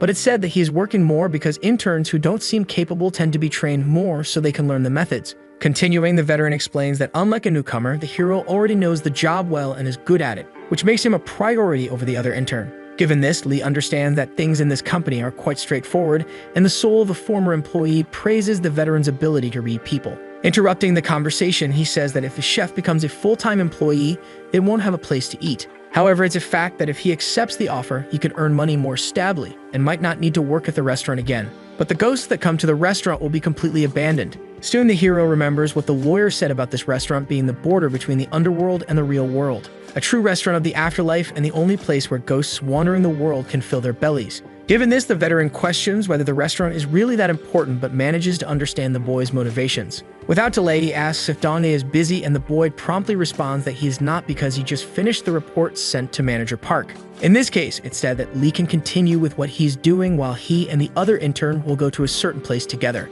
Thus, the hero remembers that interns who don't seem capable tend to be trained to work. And in light of the veteran's treatment of the boy, he hopes everything goes well in his life because he can see the hard work in his actions. Later at the restaurant, the recipe for the hangover soup is passed on to the young cook. The soup before him is the popular grandma's beef blood hangover soup, very different from the one her son makes. Initially, the smell already seems delicious, but when tasted, the flavor surprises even more with a strong and spicy taste. With this, the boy comments that although it's a hangover soup, it brings a taste that makes you want to drink alcohol. Then the lady explains that the soup serves multiple purposes to feel better while continuing to drink, which Lee understands and already prepares an appetizer. With the soup in hand, the first customer starts to eat, who happens to be the company manager. Alongside him, Manager Park from the trade team and Yu from commercial marketing are also very impressed with the quality of the restaurant. However, they still don't understand why there aren't many customers in the restaurant. So Lee explains that today is the first day selling the hangover soup, which explains the lack of customers. In this case, Park asks if the hero didn't invite senior manager Jung, and it's said that for now, Lee would like to serve only the regular managers. Anyway, he knows that this hangover soup isn't made to make money and is selling it because they want to ruin Ms. Oh Soon-young's restaurant. With this, rumors won't spread if he sells it to the company. However, if word of mouth spreads to real customers, it will only be a matter of time. Returning to his content expression, Lee explains that since the restaurant is a space separate from the company, he thought it would be better if only people who knew about it came. In this case, one of the workers agrees, saying that it would indeed be uncomfortable to go to a place with many people from the company. Thus, Soon-young, after witnessing the entire scene, praises the hero and also his bosses. And soon the managers leave, happy with the meal and willing to return in the near future. Outside the restaurant, a boy talks to another, informing him that the restaurant next door sells beef blood hangover soup. He is willing to try it, but the other explains that if they walk a little further, they can access a more traditional restaurant. With this, they enter the lady's shop and order 2 hangover soups, being greeted by her son. The food quickly arrives, but the moment the boys taste it, they realize they made a big mistake. Thus, they leave the restaurant without even finishing the food, complaining about the taste, realizing that the place's fame no longer lives up to the quality. In this case, they believe they should have gone to the other place earlier, and a man observes all this. Later, the lady's son asks what the boss is doing outside because his wife is calling him. He quickly says it's nothing while crushing the newspaper, but with a serious expression, he comments that it seems there are flies buzzing nearby. Later at the company, a man comments that he heard everything from Manager Lee's mouth and is questioned about what he heard. In this case, the man is upset for not being informed about the new dish at the boys' restaurant. However, the hero doesn't think it's right to talk about this at work. The chief manager in turn says he also wants to eat, and the boy explains that they only sell 60 portions a day. Anyway, it's possible to reserve a table now because there are still 8 bowls left for Sunday, so the senior decides to reserve 5. Additionally, a girl reserves for 3 people, and in the end, the boy's veteran is left without a spot. He asks if he can at least get 1 bowl, but it's said that he sells limited portions and asks if there's interest in reserving for next week. With this, the senior asks if Sang Siup wants to take his reservation for 40 rias, but the boy isn't willing to pay that much for it. However, others are willing to pay even more, reaching the mark of 60 rias for the reservation, which leaves the veteran quite confused. In this case, reservations for the next week already begin because there aren't many places that make good hangover soup, and the other intern observes everything. While all that commotion about the restaurant is happening, the boy decides to copy the materials for the next meeting. Thus, Sang Siup thanks him but doesn't miss the opportunity to criticize the boy to do it right, and soon continues talking about the reservation. Given this, the protagonist believes he should also copy the data now and thinks it's better to leave these parallel matters for later. Without delay, the hero follows Donghae and asks if they can do it together because it's too much work to do alone. However, the boy refuses because Lee doesn't even take the internship seriously, so he starts venting his frustrations about him. Irritated, he continues by saying that thanks to this restaurant, the manager has taken an interest in the boy, but he should be careful. This is because their skills will be revealed in the final evaluation. After this disagreement, Lee knows that Donghae is right because he has no intention of becoming a regular employee. At the moment, he is able to work because of Chung Man's help, which may have offended not only the intern but also everyone else. Given this, the soul of the former employee says there's nothing wrong with being smart, but this still leaves Lee uncomfortable. Later at the restaurant, someone mentions they made a reservation for 2 portions of hangover soup. Lee promptly attends to the customers and asks them to sit while he serves others with a fresh kimchi refill. Upon tasting it, the company employees realize that the flavor is incredible, and one of them, despite usually not liking beef blood, still finds it great. Given this, a boy asks if this hangover soup doesn't taste similar to the one from the other restaurant, but his colleague believes this one is much better. In the end, Lee comments to the lady who owns the recipe that everything seems to be going as planned. Thus, Soon-young believes that at this rate, it's only a matter of time before her son's business goes bankrupt. At the lady's restaurant, the cook's wife mentions that the number of customers has decreased recently. Then he explains that nowadays people don't like beef blood much. Suddenly, to his luck, customers arrive, so he welcomes them and asks how many people will eat. Of the two customers who arrived, a blonde one asks for a reservation for two, but his friend explains that this is not the right place. Soon the blonde realizes it's better to go to the other restaurant and apologizes, while trying to smooth things over by saying he'll return to eat at this restaurant too. In light of this, the cook's wife asks if there's a restaurant nearby that serves hangover soup, and it turns out there really is. In this case, the man rushes out, and his wife asks where he's going. Already very irritated, the cook asks how long they will keep watching competitors take their customers. Back at the hero's restaurant, he prepares the soup with the help of the recipe's creator herself. Meanwhile, that man wants to see up close how well the competitor knows how to make hangover soup. During the weekdays, the protagonist goes to work at 9 a.m. and leaves at 6 p.m. After work, he opens the restaurant for the ghosts from 11 p.m. until 1 a.m. On weekends, he makes hangover soup and sells it to living people alongside Ms. Soon Young. Faced with the soup, the hero states that he has been working for a long time but is already discouraged by the tough times he's witnessing. The blonde, in turn, thinks it's better to bring in another helper, but Lee comments that the problem is on weekends, when he has to work alone. In this case, he's considering hiring someone living for the weekend, even if it's for a short period. Given this, Bud explains that if someone spends too much time among ghosts, they eventually become one of them. It's said that this type of person isn't just a simple customer who comes to eat and leaves. Thus, by working, the employee will absorb the negative energy of the place. And inevitably, they will also be able to see the ghosts outside the restaurant. In the end, even someone like the hero who works with ghosts still gets surprised. For a normal person, this will definitely be a big shock. So in the end, the only thing that can work in this shop is Lee's work together with his colleague who helps by working part-time. Having finished eating, one of the big names at the company where Lee works asks him for some soju, which is promptly prepared. Given this, the lady helps the protagonist choose the best brand of drink and suggests that the one with the clear packaging seems to be the one that will please him. Unexpectedly, even without specifying which one he wanted, the boy made the right choice because the man really likes that drink. The couple from the meat restaurant, on the other hand, likes fish cake as a side dish, so the hero quickly brings that for them. Additionally, the convenience store owner loves to sprinkle a little more black pepper on his food, thus Lee also made sure to do that. Given all this passed down knowledge, Soon-young proves to be increasingly impressive because she still remembers all the customers' tastes. Even though she is no longer alive, her hangover soup restaurant was truly her life. Later, someone arrives at the restaurant and asks if the cook still has beef blood hangover soup, but they are told that a reservation is necessary. Upon hearing this, the lady becomes very sad and asks what Ha Han-soo is doing there. It becomes clear that the man now standing before them is the lady's son, who has come along with his wife. So the hero asks the customers to sit down and says he will prepare their order because fortunately, there are still 2 bowls left for the day. Very happy for this moment, the protagonist knew this day would come, and for that reason, he had already prepared some extra bowls. During the preparation, Soon-young advises him to add a little more sugar to her son's hangover soup bowl. The hero questions if it won't be too sweet, but the lady explains that she raised the boy and knows all his tastes. Without further delay, the ordered beef blood hangover soup dish arrives along with the side dishes for the 2 customers. The first to taste it is the cook's wife, and as soon as she does, she realizes this is not an ordinary soup. Soon, Ha Han-soo also takes a bite to see for himself, but his reaction is even stronger than his wife's. The ghostly cook lady becomes worried, and the man quickly cleans out the bowl, having eaten everything.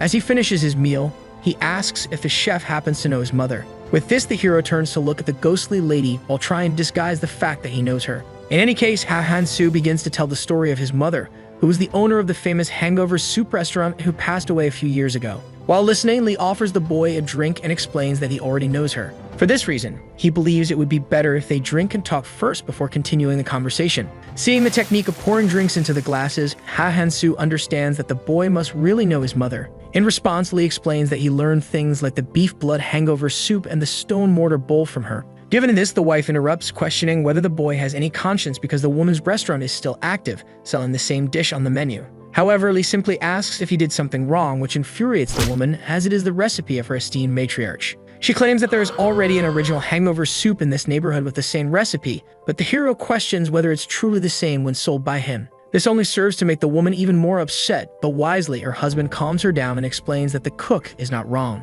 However, because he has done this, he knows it is not easy to maintain this routine every day. It's said that Ha Han-soo would wake up every morning to check the broth container while chopping a mountain of ingredients. While boiling the beef blood on his own, it would already be time to open the shop, and soon after, it would be time to restock, doing this every day. Inevitably, Lee sympathizes with this because he only follows this routine on weekends, and even so, he's already exhausted from the fatigue. However, one question was more pertinent than physical exhaustion, leading the hero to ask about the man's mother. He recalls that Mrs. Soon-young also made the broth by herself and never bought or used instant broth, having gone through this for nearly 50 years. Furthermore, he mentions that when he visited the shop before, there was a phrase hanging at the entrance. It said that delicious hangover soup is made with good ingredients and sincerity. But because of something as trivial as exhaustion, Ha Han-soo broke a promise he had kept all his life with his mother. To give his version of the story, the man comments that he had always been by the side of hangover soup. Whenever his mother didn't open the shop, even for a day, she would apologize to the customers who were waiting,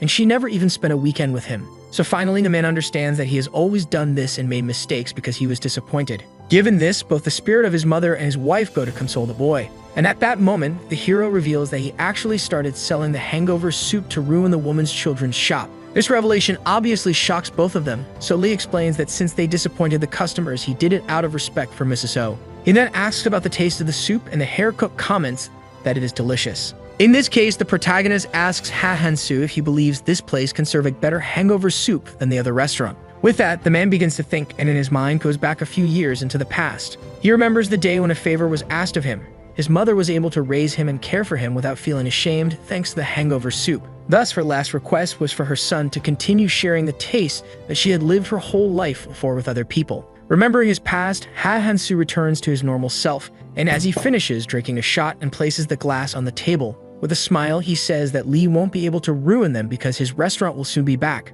With everyone happy about how this situation unfolded, the lady's relatives leave while thanking them for the meal. And after saying goodbye to everyone, the lady herself asks for permission to speak with Chef Lee. Apparently, there's something she wants to do, so the hero explains that she can go after her son. Lee asks that if the lady is going to leave, she should visit him before departing, which isn't initially understood but will inevitably happen at the right time. With that, the two bid farewell and a peripheral view of the city. The boy hopes everything will go well. A few days later, the shop and restaurant were thoroughly cleaned and the day's lunch was already prepared. However, the next task was to clean this immense pile of dishes left at the end of each day. The boy still has to prepare for dinner, but that means he needs to finish washing the dishes while preparing the food. But thinking back, it was said that if Ba's name was called 3 times, he would immediately come to assist in a critical situation. In this case, the hero believes he should use it and quickly proceeds with a ritual calling the boy 3 times. Incredibly, he actually appears, manifesting from the shadows in front of the cook. However, at the moment he arrives, a strong headache and mental confusion are noticed,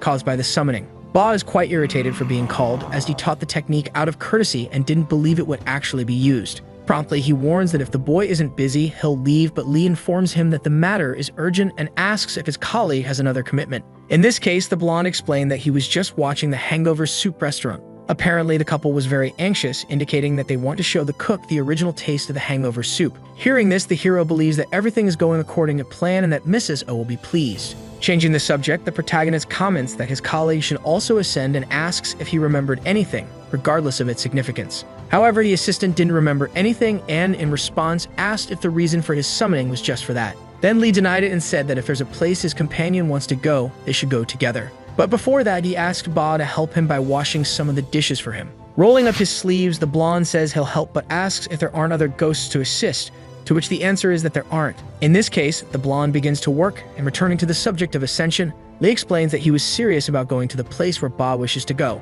With that, the boy believes they should buy a knife first and mentions that there's a good shop in the Punmo market. After getting the new knife, the hero questions why his colleague is staring at it so intently. Then the blonde explains that it's been years since he last touched his own knife, which is a great feeling, but Lee thinks that's very sad. Without wasting time, Ba shows curiosity to see what the cook bought for himself. This is because he didn't show it even when asked, which obviously leaves the boy embarrassed. In this case, the hero recalls that his colleague was watching the hangover soup, and to relieve this pressure, he tries to send him back. Soon, he explains that they no longer sell hangover soup, and while dismissing his helper, the item he bought remains hidden in his pocket. Later, the protagonist continues the dinner preparations, and after chopping many ingredients, they are tossed into the frying pan. Finally, they are ready on magnificent plates, but it's still uncertain if that's enough. In this case, Lee calls out for Kim So-lee 3 times to summon her, but after calling several times, she doesn't appear. So the boy believes it's as expected since not all ghosts come after being called 3 times. However, unexpectedly, Kim, although a bit late, actually appears in the restaurant, but she's much more terrifying than usual and also much more irritated due to the summoning. Upon seeing the girl's spirit, our hero throws himself back in fear, which only makes her more upset as this is the reaction of her summoner. While trembling with fear, Lee thinks that anyone would be surprised to witness this and says he'd like to serve her some food. In response, the girl asks if she looks like a ghost who's crazy about food, and realizing he offended her, Lee quickly says he'll just clean up what he prepared. However, it was obvious she was just being difficult, and upon hearing this, she replied that she didn't mind eating since his apologies were sincere. In this case, the boy says he'll hurry to prepare something, but the ghost abruptly refuses. She explains that as a customer, she needs to arrive at the designated place at the designated time, and with that leaves, saying she'll return at 11 o'clock. Later, the 11 o'clock hour finally arrives, and the hero hands her a glass of drink. Tasting it, the girl realizes that the mixture of soju and beer isn't bad, and Lee smiles, saying he knew it would suit her taste. However, the girl explains that this is far from the best drink she's ever had, so curious, the protagonist asks what kind of drink that is. But mysteriously, Kim only says that the cook will have the chance to try it one day. This only makes the hero more curious, but he realizes he's getting anxious for no reason. Because he's not paying attention, he drops something on the floor, and after being alerted, he quickly picks it up. However, the girl asks why he's so distracted. In this case, Lee brings to the table the item he bought and explains that it's a gift for Kim So-hee to make up for his past mistakes. A bit embarrassed, the boy explains that it's not very expensive, but the girl thinks it's a nice gesture to apologize with a token. When she opens it, she realizes it's a norage, and Lee explains why he thought it would look good on her. Looking more closely, Kim comments that unexpectedly, it's the first time in 400 years she's received something from someone. Lee asks if that means it's the first time she's received a gift since her death. However, the girl explains that she's had a few since becoming a ghost, but they were from shamans who wanted to gain power through her. She didn't know how they knew about her, but she generally helped those who needed help and refused others for certain reasons. In any case, she explains that it's been a long time since she felt like she was communicating with people the way she is now. Having spent so much time alone, even though she's a ghost and a powerful warrior strong enough to be called upon by shamans, she's endured alone for 400 years, raising the question of what resentment she harbors that has kept her here for so long. After eating, the girl thanks him for the food and suddenly prepares to leave. To explain herself, she recalls that if she stays too long, other ghosts won't be able to come to the restaurant. However, Lee comments that he believes others will inevitably continue to come anyway. So with a smile, he asks Kim to come whenever she can, both during the day and at night. The girl leaves and observes this statement without showing any reaction. So the hero thinks he's being too forward. But before leaving, the girl accepts the offer and with a slight smile, assures him that she'll come whenever she's free. Later, in the restaurant, the group of girls from before comments on the lingering energy of the last customer, which is still present in the place after she left. They chat among themselves in a rather relaxed manner, but the hero decides to give his opinion, saying that she's not so scary to talk to. Despite this, they inform him that she's instinctively a leader, and it's like a dog can't pass in front of a lion, even if it's in a cage. In the end, not all ghosts are the same, and many of them have problems in various areas. Suddenly, another customer arrives, and the protagonist greets him in the same gentle manner as always. However, this customer wasn't normal, as he fell to his knees on the floor, making noise and knocking over a chair. He complains about the chair he tripped over, and the protagonist asks if he's okay. The man, on the other hand, recovers from the fall and feels a bit embarrassed by the situation he's in. Without a shred of shame, he harasses one of the girls in the group and offers to buy her a drink. When he asks if the girl is playing hard to get, she becomes very irritated, already considering resorting to physical violence. Along with this strange customer, Ducci also arrived, and since he was with the man, he apologized for the commotion caused. Apparently, this man hasn't been dead for very long because he's still unaware of his condition, so the employee from JS Finances thought it would be a good idea to bring him to the restaurant. It's said that this man is a highly valuable customer who took out many loans with them, which forces them to tolerate him. However, just as the protagonist was about to say something, a physical conflict between the two ghosts really began. Breaking a bottle over the boy, the woman sarcastically said she was doing it to celebrate his first day and asked if he felt grateful. In response to this insult, the customer lunged at the woman to attack her, approaching furiously. However, before the boy could do anything too reckless, the protagonist intervened and asked his customer to calm down. Meanwhile, the JS Finances employee tried to calm the girl down, who, despite not starting the fight, was still provoking.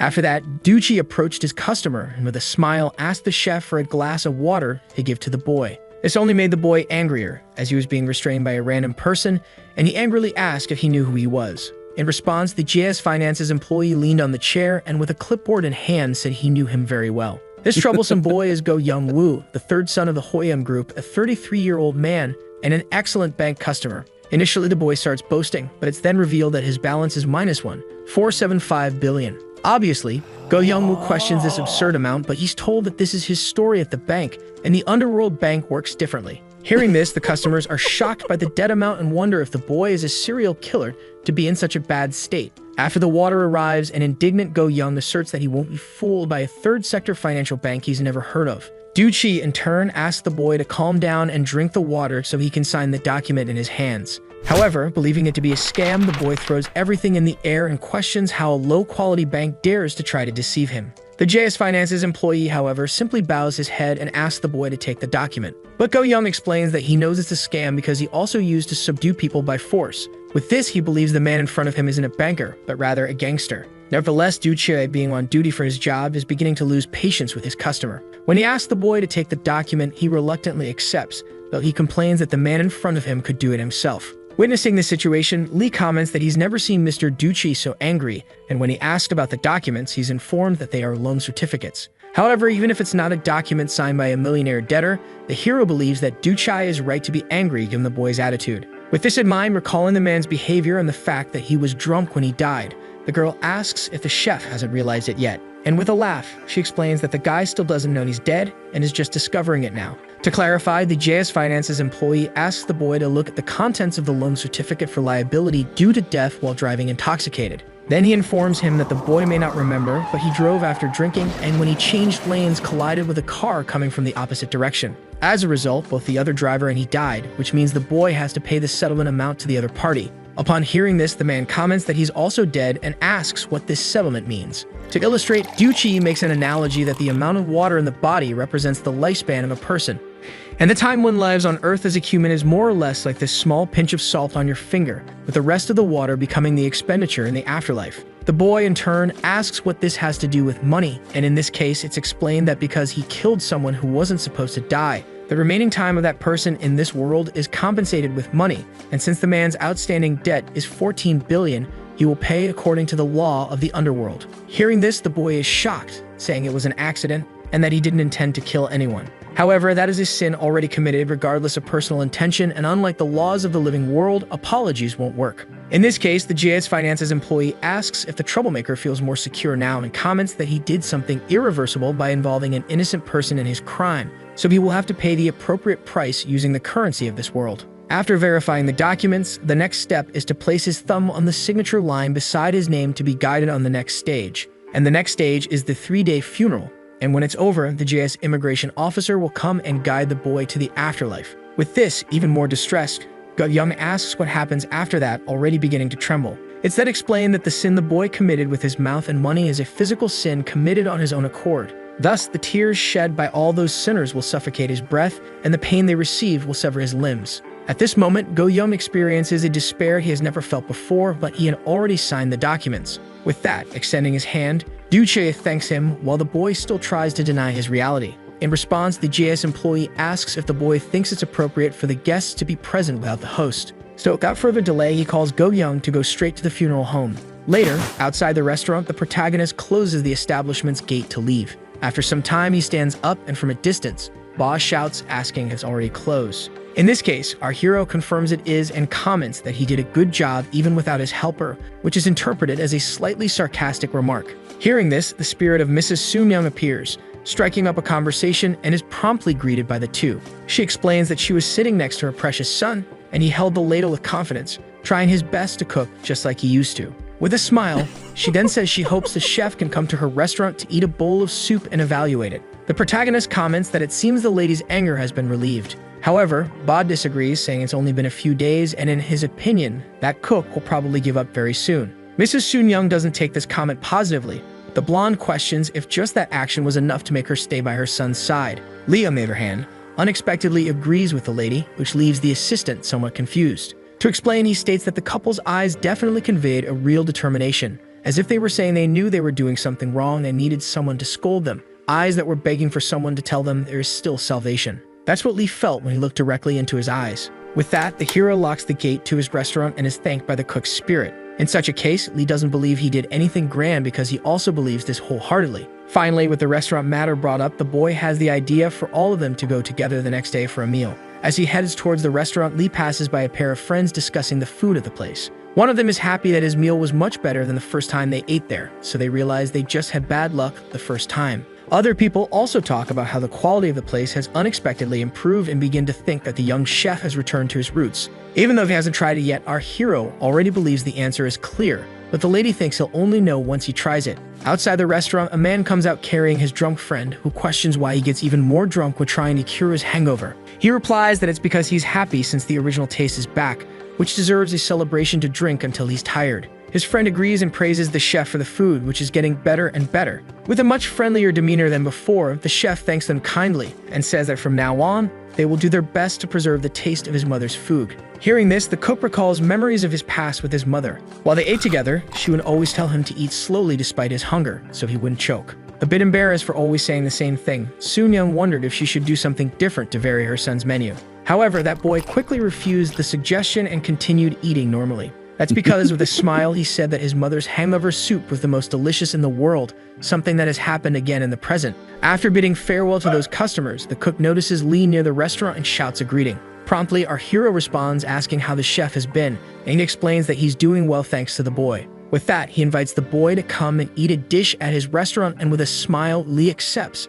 asking for a bowl of hot hangover soup. Realizing that the order is for the classic beef blood hangover soup, the cook invites the protagonist inside. He immediately begins the preparations with his wife, working with extreme focus just as they had been doing before. This makes Lee happy that everything's going well, and Mrs. O thanks the cook. In response, he reciprocates, thanking her even more for having learned a precious technique for free thanks to her. With much of her resentment having dissipated, the woman begins to ascend to the heavens while crying and expressing her gratitude. She explains that her son's aging and already has many wrinkles, so she can't help but worry. In this case, our hero assures her that he will frequently check on her son's shop, and if the taste isn't right, he will scold him again. For this reason, he asks Soon-young to trust him with this responsibility so she can finally let go of her resentment. Having witnessed all the good that the boy has done in his life, the woman stops crying and accepts the offer. With that, Soon-young leaves the legacy of her life for Lee to oversee, and with a clear conscience, she finally departs for the afterlife.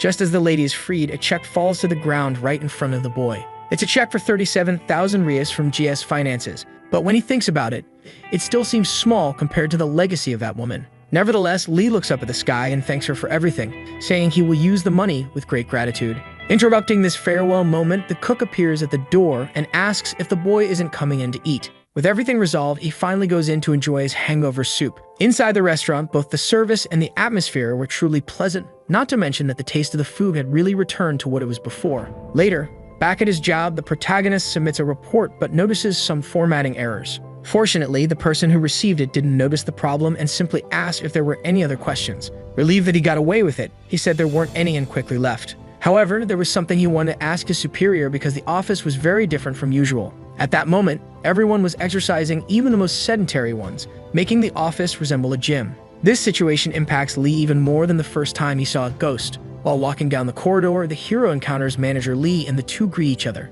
Promptly, the manager asks to make a reservation for the weekend, but the boy explains that the dish has been removed from the menu. While jumping rope, the manager regrets this decision, and Lee explains that if he wants to eat the soup, he should go to the original restaurant. In this case, the manager isn't upset and decides to go to the other restaurant, trusting the cook's advice. As the manager walks through the area, Lee begins to think that being around ghosts must have started to make him hallucinate. At that moment, the other intern appears and tells the boy to move out of his way, so the hero uses this opportunity to comment on the office. In this case, the intern asks if his colleague hasn't checked the company's notice board. Without delay, Lee goes to check for himself, and upon inspecting, he realizes that there is indeed a sports event scheduled for Friday and Saturday. This makes our hero very anxious, and he wonders if he can skip the event, even though he's just an intern. He continues working normally but visibly shows his concern, knowing that if he attends, he will have to leave the restaurant unattended. Later, on the building's staircase, Lee takes out his phone, knowing that he'll have to resolve this with his superior.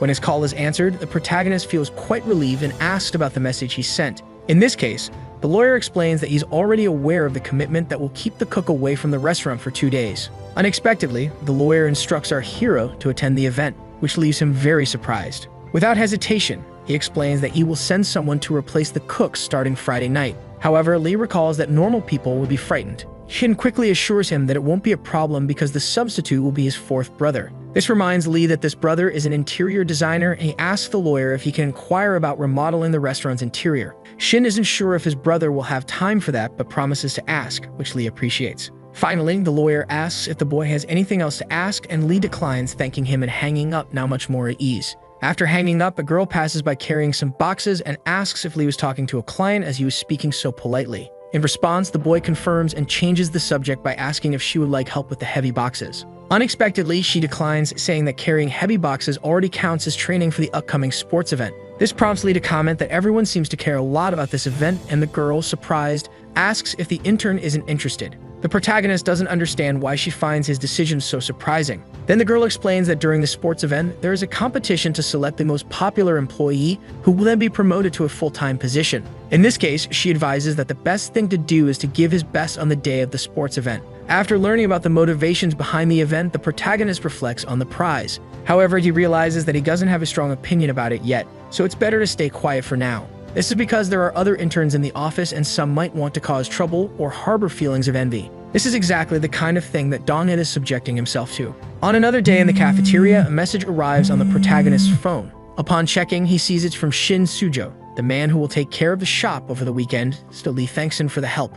Fortunately, the boy mentions that he also has something to discuss regarding the interior remodeling. Lee confirms that he's aware since he requested the boy's help and therefore asks if there's any problem with the place. Sujo explains that there isn't a problem, but that he's willing to renovate whatever the cook desires. In this case, Lee lists everything he needs, and the substitute informs him that he will proceed with the remodeling during this weekend. This news brightened the boy's day. However, inevitably, the time came to discuss the costs. Costs that, although necessary, will cost our hero a fortune. Back at the office, some people pass by Lee, and a woman mentions that he's the person they were talking about, the one who runs a restaurant and interns at the same time. In this case, the man in the group asks why he's working while already running a restaurant in Gangnam, but the woman doesn't know the answer. Nevertheless, he's determined to eat at the boy's restaurant someday, and the woman explains that he's also good at his job, though she thinks he'll quit soon. Lee, for his part, hears everything they're discussing around him and soon gets up as his shift ends. At that moment, he recalls what Donnie said about not even taking the internship seriously, so he shouldn't be proud of his temporary accomplishments.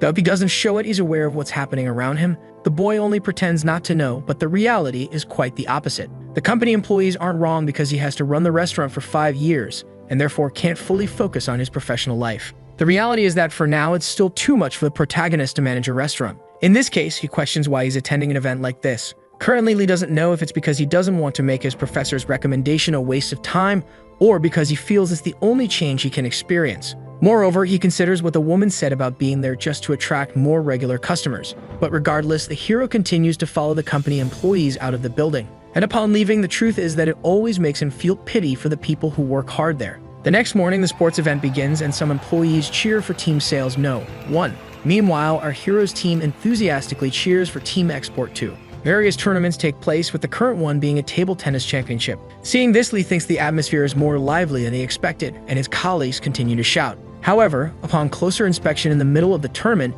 he notices some children, but it was clear that they weren't alive. Although they seem to enjoy the event to some extent, the hero still wonders where these little ones came from. Thus, the hero catches the attention of manager Kang, who is currently focused on the game. To satisfy his curiosity, the hero asks if there has ever been an accident at this academy. The manager explains that there was, but it happened a long time ago. About 6 years ago, there was an accident in the event center's parking lot, so the sports day wasn't held. The parking lot was moved to the basement, but at that time, there was a parking lot right next to the auditorium. People heard that it was a car accident, and he recalls that the victims were high school students. Some of them were injured and others ended up dying, but the final verdict was that the driver wasn't at fault. This left Lee confused, so Kang explained that the place was a parking lot and the situation at the time was recorded on the black box of a parked car. The car had its brake light on, which was clearly captured on video, meaning the driver was braking before the accident. However, even so, the car didn't stop, which is why he was considered innocent. But even after the video was released, public opinion didn't cool down, and eventually, things escalated further. After appearing in many news reports, the public demanded a trial, but the outcome remained one of innocence. That's because he was a high school teacher and the students he hit were his own. In such a case, there is no condemnation for a person like this, who will already have to deal with the guilt of his actions for the rest of his life. Nevertheless, the manager questions why the boy is so curious about this all of a sudden, and the hero realizes he saw those children at the tournament. In a certain restaurant, the ghostly children watch longingly, wishing they could taste the food. Their desire reaches such a high level that they press their cheeks against the glass. The children are very impressed with the food, but one of their friends tells them to stop looking since they won't be able to eat it anyway. Even though they know they can't eat, the girl still wants to try it, and suddenly, our hero enters the hall with plates of food in hand. The ghosts comment among themselves that the other employees are eating on the other side and wonder if this boy is alone to come and eat in this area. Despite this affecting our hero, he still says that he brought the food for the children to eat. However, they don't understand who the boy is talking to and are quite confused, seeing that he's not accompanied by any friends. To clarify, the protagonist reiterates that he's speaking to the children and invites them to come and eat.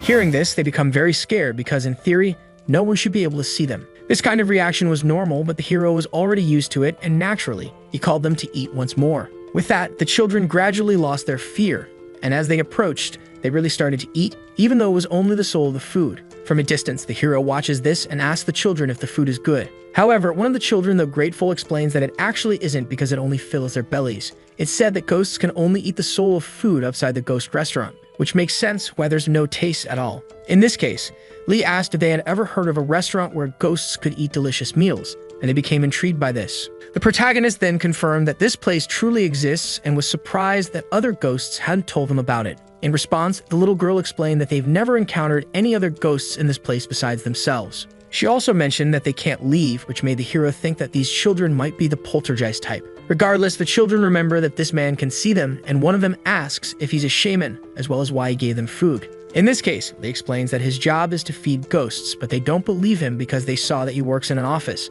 Despite this, the oldest of them still believes that, although it's strange, the man is probably not someone with bad intentions. In this case, one of the children approaches her benefactor and asks if she can request a favor. She asks the boy to contact their families since this is the first time they encountered someone who can see them. The child then explains that their parents must be worried and that they still have the desire to comfort their families. Hearing this, the hero asked if the little girl really wanted to tell her family about this. Another child quickly jumped into the conversation, saying, of course, they've been in this realm for 6 years. Lee understands the children's wishes, but believes that to tell the family, he would have to come up with a flimsy excuse, like saying he found them wandering around. Inevitably, such news would be very disrespectful to a family that has already gone through mourning. Therefore, the protagonist suggests that for the sake of the children and their families, instead of contacting them, it's better to choose a different approach. After hearing the boy's opinion, the child shouted, saying they knew it was his selfish desire, but they couldn't leave this place. The child then fell to the ground, very frustrated by everything that was happening. While crying, she reiterated that she was aware of all the problems that would come from doing this, but she no longer had anyone else to turn to. In the face of this distressing situation, Lee began to wonder if there was really a way to help these children. Unlike the ghosts he sees every weekend at the restaurant, these little ones seem very unstable. With this, he thinks that if he were at the restaurant, he could get help from other ghosts. But he's certain that the restaurant ghosts have already been through this type of situation, wanting to know what to do and having no idea where to go. At this moment, everything seems new and lonely for the children, but there must still be a way for them to become more stable. In this case, the hero started thinking about what it is that ghosts can only eat in a restaurant. So far, the protagonist isn't sure if his plan will work since it's only a guess, but he decides to give it a try. Thus, he asks if the children can only stay in the auditorium, to which the oldest of them explains that they can walk a bit within the training center as well. Hearing this, Lee invites the boy to come with him, which naturally confuses the child. In this case, the protagonist tightened his apron, and when the clock struck 11 o'clock, he declared that he was going to cook real food for them. After cooking, all the children began to eat and finally got to taste a well-prepared dish. After finishing their meals, they were very happy and grateful for the man's generosity in making them such good food. Seeing this, the girl advised her friends to eat everything because they wouldn't know when they could eat again. Initially, the hero was worried that they wouldn't be able to eat because they weren't in the restaurant, but it was confirmed that the important thing was the mealtime. Having encountered a living person who could talk to them for the first time, one of the children asked if the boy knew how they could leave the place. However, the hero had no idea. Unfortunately, the girl wasn't frustrated by this. The girl then recalled that this is the first time the boy has seen them, yet he's already doing so much for them, even cooking. She wants to feel like a child again, and since she can't tell her parents about her situation, she asks Lee to help them leave the gymnasium. The girl explains that because they can't move around, they can only think about their parents, and the hero understands that they're right. Although he doesn't know much about ghosts, it's likely that Mr. Sang-Shiol knows something, unlike Ba, who wouldn't even care. So after finishing washing the dishes, Lee explains that if it's that person, maybe they can help the children. The children inevitably become very anxious, already asking when he might come and what kind of person he is. In response, the cook describes this person as the great veteran of the little ones. After looking at each other for a while, the girls still can't figure out who this person might be. Changing the subject, the hero asks for the names of the little ones, so the first girl introduces herself as Ga Lun and the second as Lee Yerim. Next, Yun mentions that the older boy's name is Young Soo. As for himself, the protagonist also introduces himself and asks the children to call him comfortably, without formalities. Without delay, he explains that from now on, he will ask for help from the strongest ghost he knows, so the little ones should remain polite. Hearing this statement, the children understand that there seems to be a ranking among the ghosts, and Lee explains that they'll find out once they meet. Therefore, Lee performs the summoning ritual to call Kim So-hee to the hall. Quickly, she begins to manifest, bringing with her a dense energy that causes Young Soo to start feeling unwell. The moment she appears, Kim comments that this isn't the boys' restaurant. To maintain respect, the protagonist apologizes for summoning her so suddenly, and immediately explains that he called her because of these children who are greeting her. Even though she tries to be kind, the girl still makes a very scary face as she asks the kids not to be nervous. Getting straight to the point, Lee explains that these little ones are stuck in this place as ghosts, so he wanted to know how she could help them. Promptly, Sue says he wants to go home, and without delay, all his colleagues say the same. With that, holding her sword, Kim asks if the ghosts were bothering the cook about this. She then says that the children need to know that even the dead should have moderation in clinging to the living. And Lee, even though he can see and talk to ghosts, still has to admit that the worlds they belong to are different. Respectfully, the protagonist explains that he knows this, but seeing these children who died young asking for help makes him want to help them. With that, our hero bows and pleads for Mrs. Soe's help. In light of this, Kim asks the boy to step outside with her for a moment. Outside, Kim asks the cook not to get too involved with ghosts from now on, because although it's not wrong to feel pity, it's necessary to stop. Lee, for his part, explains that he may not be able to help all the ghosts, but even so, his heart is moved because they're children. In this case, the girl comments that they're just ghosts, but Lee states that's precisely why he's acting this way. Seeing that she won't win this argument, the girl tells the cook to do as he pleases. However, one thing still needs to be considered before anything else. It's said that only ghosts who can't accept their deaths become lingering spirits or poltergeists. Back in the gym, it's explained that if one forcibly cuts ties with the earth, some of the past memories become blurry as an effect, and the chance of ascension is reduced. Thus, it's necessary to think carefully because persistent attachment is also linked to ghostly regret. Cutting strong, lingering attachments to this degree undoubtedly comes with a significant price. However, the kids still want to leave more than anything. Emma also wants to be released as soon as possible, even though she doesn't yet know what her regret is. Sue, for his part, is happy to be heading in the same direction as his friend, and the hero watches their conversation from afar. In this case, he promptly goes to the boy and takes him to a distant spot. Upon reaching a slightly more secluded area, the protagonist says that the boy seems to already know what his lingering feelings are. With that, he asks for it to be resolved now, and Sue feels quite embarrassed for showing it. Feeling very ashamed, he asks if it's that obvious, and to comfort him, Lee comments that he's probably the only one who knows. To give context to the story, Sue explains that he's been friends with Yerim since elementary school and that during high school, he liked the girl. But he couldn't confess it because he didn't believe they could remain friends after making such a move. Then that damned accident happened, and when the car arrived, Sue and the other children couldn't move because they were scared and frozen. The boy tries to help avoid this, but the effect wasn't good at all. Upon hearing this story, Lee consoled the boy, saying that he did his best. And do explain that in the end, as he watched the car approaching and about to hit the children, he had the thought that he should have confessed his feelings. However, he questions what will happen to his friends if he ascends right now. Sad about them having to be left alone, Do comments that if he had noticed and moved a little faster, it might still be alive. Therefore, he doesn't want to confess just to make himself feel better. This statement deeply impacts the protagonist, and unable to wait any longer, Kim asks if she can proceed with her task, which Do agrees to and asks to be done. Moments before proceeding, Kim explains that when what ties them to the earth is released, they'll feel as if their bodies are floating. However, she tells them not to lose consciousness and to make sure to think of their bodies as something heavy that cannot move from its place. Hearing this, raises her hand and asks what will happen if she can't manage it. But Kim doesn't know either, which obviously disheartens the children greatly. Despite this, they gather, already preparing for what's to come, and say that if they fail, they should meet at 6 o'clock at the local park where they always played. Do reiterates this and asks his friends not to forget the appointed time. Without further delay, Kim tells everyone to get ready because she's about to begin. Then, drawing her sword from its sheath, she makes several cuts and finishes her movement by planting the sword into the ground. With that, a magical circle of blue fire is generated, and the energy is strong enough to produce a powerful wind that causes immense discomfort. From that circle of blue fire, energy forms resembling currents of water begin to emerge. And surprisingly, Lee can see the thread of lingering feelings that's holding the children to this place. Without hesitation, Kim charges at the threads with her sword and swiftly delivers a precise cut that severs them all at once. At this moment, the most crucial part of the process arrives, requiring the children's concentration. Do is the first to manage to stay grounded. However, Yerim begins to float despite being held by her friend. Inevitably, the girl can't focus and ends up being pulled away from the boy. In the end, Do falls into despair as he watches his beloved disappear before his eyes, unable to even confess his feelings. Also falling into despair, Lee begins to shout the girl's name, while Kim sheathes her sword, reminding them that she told them to concentrate. However, she couldn't be summoned by the ritual of calling her name. In this case, the boy asks where Yerim went, and Kim replies that she's somewhere in Joseon. But no matter how far she is, she won't be able to cross the borders of the underworld, which will keep her trapped in this place. Faced with this tragedy, asks her friend what they should do now. While wiping away his tears, Do explains that their friend will be okay because knows better than anyone that Yerim is a smart person. The girl agrees and remembers that Yerim was the smartest in their class, so all they can do now is believe in her. After doing everything that was asked, Kim states that she will leave and mentions that she'll visit the restaurant again in a few days. However, at this moment, Lee is suffering from what the children are going through, starting to feel a sense of guilt. Later, the time comes to announce the most popular intern in the sports competition, which ends up being Moon Sia. And after what happened the previous day, Yerim's disappearance continues to haunt the protagonist's mind. Although it was the three's will to free themselves from their earthly attachments, no one could have predicted a future that would be destroyed in this way. Lee, in turn, questions what he would have done differently, whether he should have approached those children from the perspective of a living person, or if he should have treated them as the owner of a restaurant that sits on the border between life and death. The manager notices Lee's depressive mood and tries to comfort him, saying that even though he didn't get the position, it was still good that he participated. However, the boy becomes increasingly depressed, and Kang is surprised because he didn't know the intern wanted to be hired so badly. In light of this, he continues to console him, saying that everything will be okay, and because he can't explain his true motivation, Lee simply thanks him.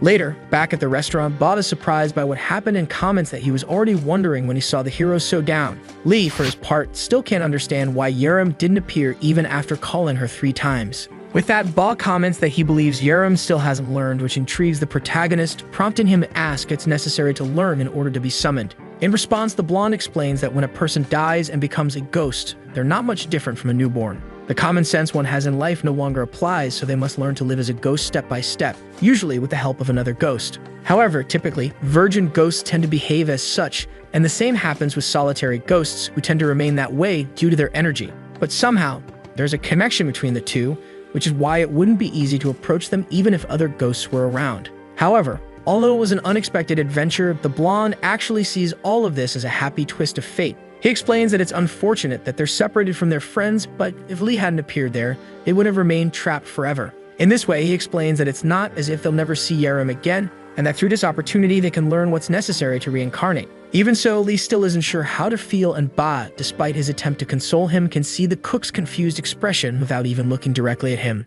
At this moment, an agonizing pain takes over our hero's body as he tries to endure it. This is because the ghost doctor is performing acupuncture on his back to release the tension caused by the sports event exercises. His childhood friend, in turn, invites himself to play next time, but since he doesn't have a physical body, it wouldn't help. In response, the boy says he can possess the hero to play in his place. In this case, he is asked if he knows how to do it, and he replies that there is nothing he can't do. Initially, he thought it was risky to perform a possession, considering that Dr. Hio refused the last time. With this, the doctor explained that he refused because he wasn't familiar with it yet, and that it would be better to be cautious. Then after the medical session, Lee ends up feeling much better, and Hio asks for a fried egg as payment. However, the hero believes that 1 isn't enough, so he will make 2 in just a few minutes. After Lee leaves, the boy asks if possession is really so bad that it should be refused in an emergency. To explain, it is said that the body is like yin and yang when healthy, requiring harmony. But when a ghost, which can be called yin energy, enters the body, the harmony is broken. In this case, it is obviously logical to know that this disruption will not be good for the living,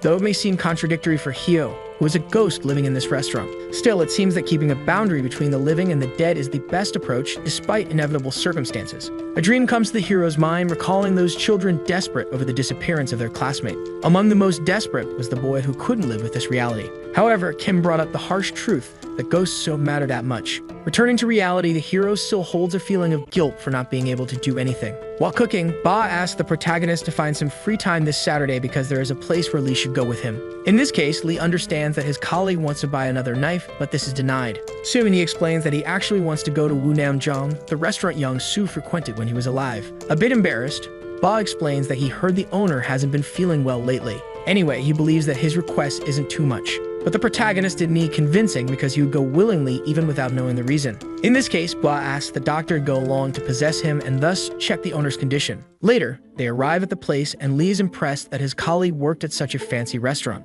And at the moment they enter the place, everyone starts to feel a strange energy. Quickly, people wanted excuses to leave, which leaves the protagonist very confused. In such a case, the hero remembers that Mrs. Soi will come, and Ba scolds him because things like this should be said in advance. Anyway, the boy asks the chef to find some time for them to go this Saturday. In the end, everyone ran out and Lee couldn't get used to it no matter how many times he saw it. After a bit of waiting, the girl's spirit finally begins to materialize and our hero is happy about the customer's arrival. Kim asks if it's okay to greet her in front of the restaurant and Lee apologizes, already asking what her order would be. In this case, the girl explains that she wants to eat the fried chicken feet that Bakre used to make for her. However, the hero doesn't remember which page the recipe for this dish was on. Kim, on the other hand, believed the cook would still be shocked by the child's disappearance, but he was better than expected. After a few moments, the dish is served perfectly at the table. The protagonist explains that besides the original recipe, he also added a burning flavor with a blowtorch, which might be different from the original. Kim understands that this is why the smell is different, and fortunately, she is content with the performance.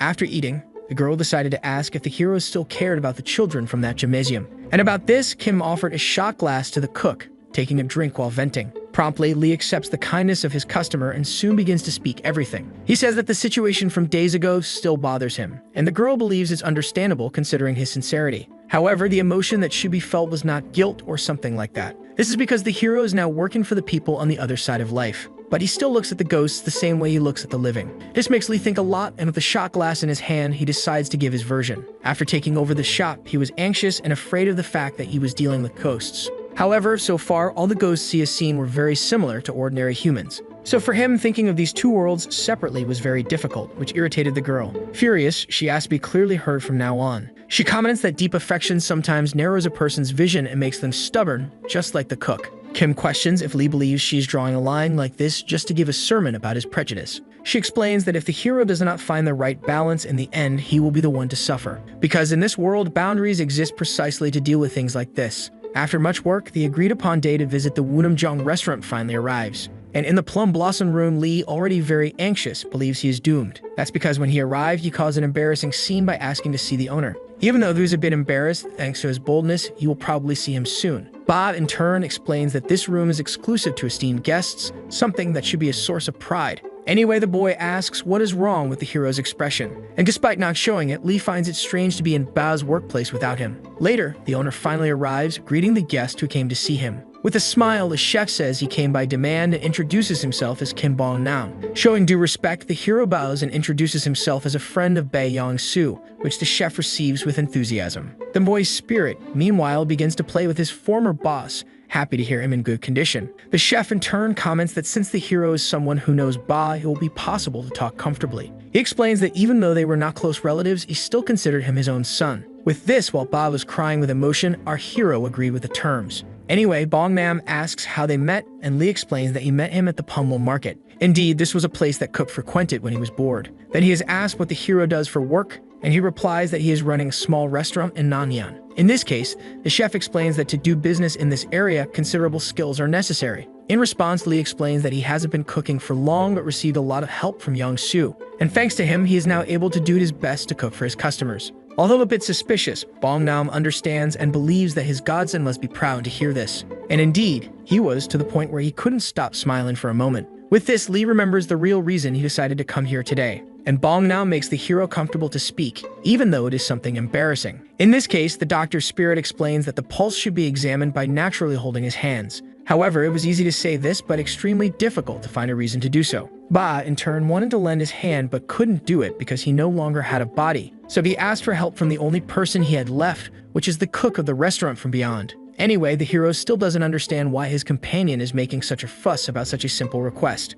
Quite directly, Lee asks to hold Bong-nam's hand, who is initially confused. However, upon further explaining that it was something he saw in a dream, the chef sees no problem. At this moment, his invisible hand manages to analyze and notice that the cook's pulse is very cold. Moreover, his blood circulation is not flowing well, which explains the temperature. Unfortunately, it seems that Bong-nam does not have enough energy due to his poor liver condition. But the problem is that his kidneys are also not in good condition, which deeply saddens Ba. He remembers that his master was a very healthy person in the past and doesn't understand the reason for the decline. Once again, quite boldly, going straight to the point, Lee asks when was the last time the chef had a checkup. He replies that it has been a long time and therefore asks the reason for the question. In response, even though the man might not believe him, Lee explains that Bong-nam is probably having problems with his liver and kidneys. In this case, Bong-nam asks if the boy also studied medicine because he speaks with a good understanding just by examining the pulse. Anyway, Lee simply asks the man to visit the doctor and see his situation for himself. Doing this didn't bring any benefit to the hero,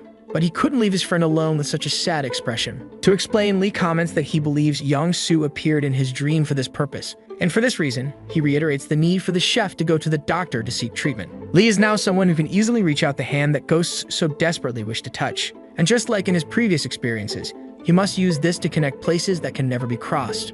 Most likely, he believes this is what he should do for this side that Mrs. Sui mentioned. With this, Gangnam gives in and states that he will get a checkup soon, which makes everyone very happy. However, he explains that he will do this only if Lee does him a favor. So the hero agrees and says he will do anything as long as it's not about money. Yet Gangnam shows no expression about this, and the protagonist starts to understand he's gotten himself into trouble. Going through a lot of suffering, our hero laments that he shouldn't have said anything. And acting like his boss, Gangnam declares it's lunchtime. Therefore, the protagonist needs to make kimbap for lunch while being supervised by everyone. He believes this shouldn't be hard to do, but he is getting increasingly anxious. In this case, the chef asks him to think of it as making a meal for a friend and to relax, which isn't wrong. Ba, in turn, says he will help his friend since he's never cooked outside of the restaurant. However, the hero says he will try to do it alone, and the ghost is ready to help when necessary. At this moment, Lee decides to think he's serving lunch for a friend's father, not the great chef of Gangnam. Recalling all the experiences he has had so far, the protagonist believes there is nothing to fear and begins cooking with the rice.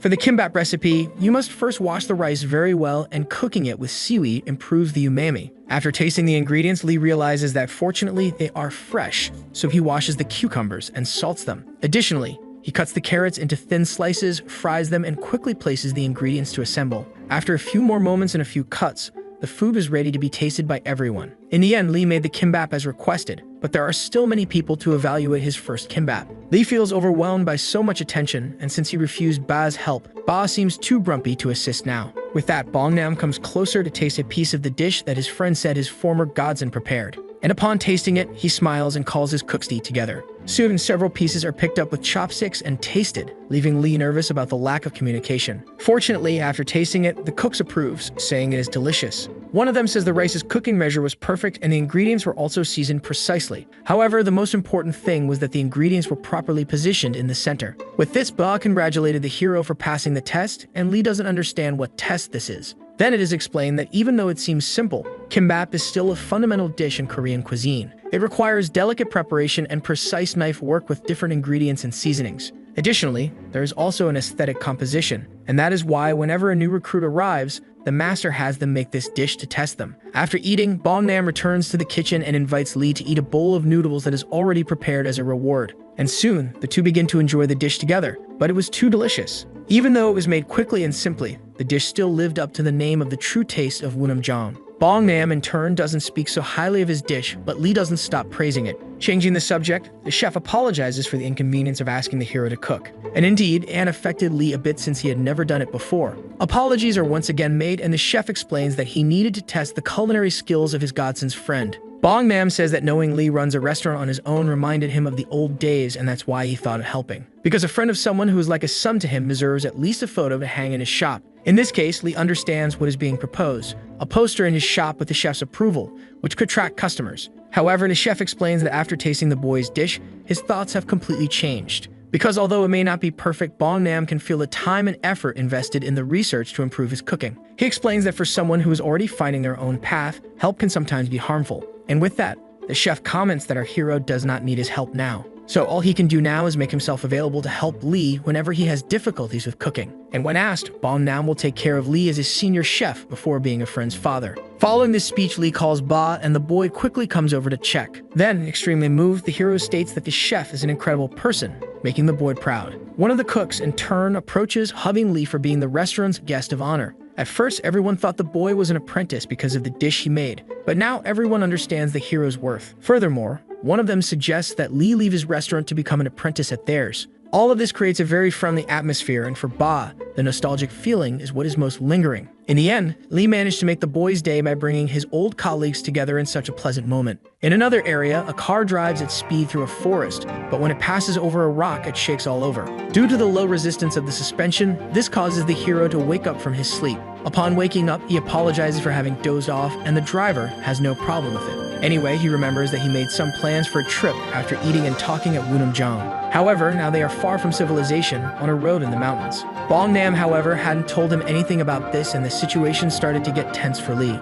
Apologizing again, the hero asks where they are going, and the chef explains they are going for that checkup. He recalls that the protagonist was desperately begging, so a reservation was made in a hurry for the same day. However, Lee asked why he was going along, and Gangnam replied by recalling the dream the boy had. In his view, it would be beneficial if he confirmed his suspicions, and soon the two arrived at the place. However, this was not a very common place in medicine, as it was a temple in the forest. Definitely, this is the biggest temple Lee knows, so he is glad he didn't bring Bae-young-soo along. That's because the boy definitely wouldn't be able to enter, being expelled by the gate of the four heavenly kings. In the end, despite the path being complicated, the two arrive safely, and the chef explains that he comes here often because it's the site of Ba's tomb.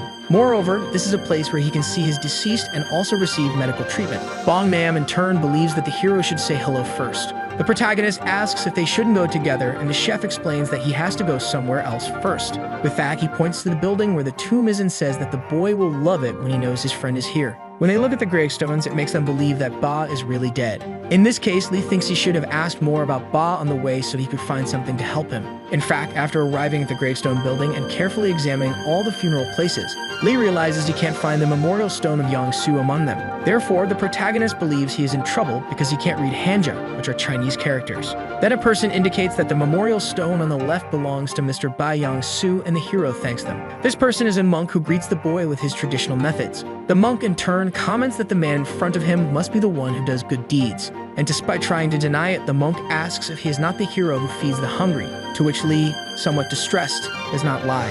Anyway, the scholar asks how the boy's work is going, and understanding that this man recognizes him, the hero comments that he must already know what he is doing. Then the monk affirms again, as he said before, that the boy does the work of providing meals to those who are hungry. Therefore, he directly asks if Lee is the man who is working in the restaurant of the afterlife. Quite scared, the hero asks how the man knows this, and he replies that this is what they call an inexplicable connection. Suddenly, the chef arrives at the scene, happy to see the monk there. He then introduces the man to the hero, saying he is Da-yeon, someone who, besides being a monk, is a prominent figure in Korean medicine. Thus, the monk introduces himself in his own words and asks why the boy came along. In this case, the hero explains that he regretted not being able to say goodbye to his friend on his last journey. Upon hearing this, the monk understands and apologizes for interrupting this moment of reunion. Anyway, the protagonist says he is already done, so the two can talk comfortably. Changing the subject, Da-yeon believes it's likely that Gangnam has come to deal with health issues. In light of this, the monk asks if Lee would like to join them for a cup of tea. This is because he believes that the whole diagnosis will trigger a long and laborious story.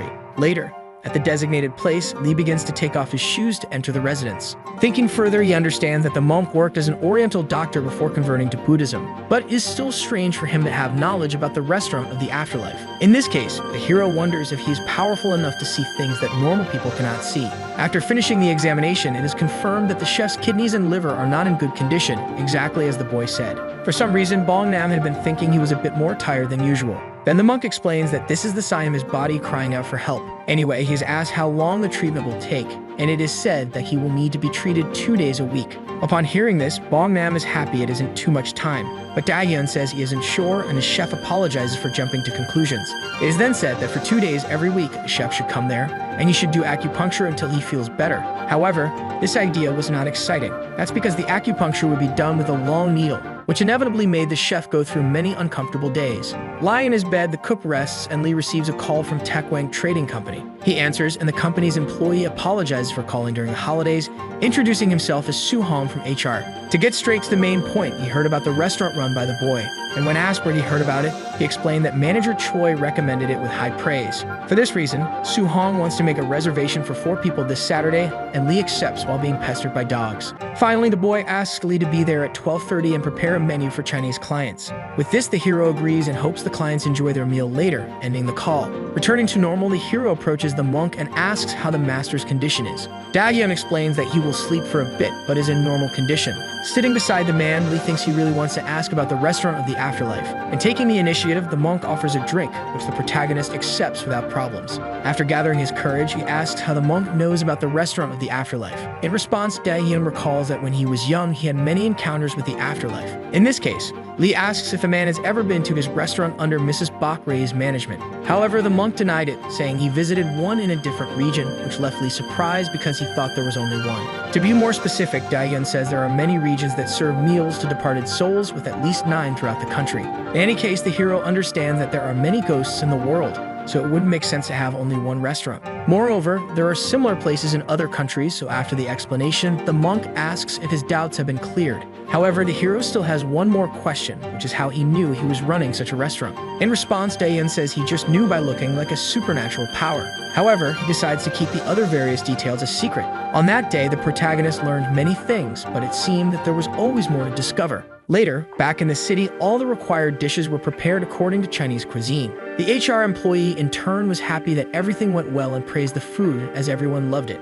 The hero then understands he has done a good job researching Chinese food with his assistant. However, upon closer look, he realizes it's his first time seeing a ghost following the guests wherever they go. Soo-hong asks for a moment with the cook, and Lee quickly offers to meet all their needs. Translating what his elder says, the boy explains that the old man is grateful for the hospitality and wants to offer a drink. With this, the hero accepts, but the ghost beside him was bothering him a lot by standing still without moving. Inevitably, the two exchange glances and the ghost smiles at Lee, who becomes even more uneasy and disconnected from reality. Seeing this, Lee wonders if the ghost doesn't know this is a restaurant of the afterlife, as the man still hasn't eaten anything. To make an excuse, the cook explains that he will step out to bring more food, and the customers understand without complaining. However, before leaving, the hero excuses himself and asks the ghost to come with him to the kitchen. After a few moments, he prepares the soul of stir-fried pork with red pepper. This is because it was a dish the ghost probably hadn't tried, as it wasn't Korean. Without delay, the man gladly accepts, and Lee understands that he can communicate even without speaking Chinese. After eating, the ghost introduces himself as Wang Kang-jun and says it is a pleasure to meet Lee.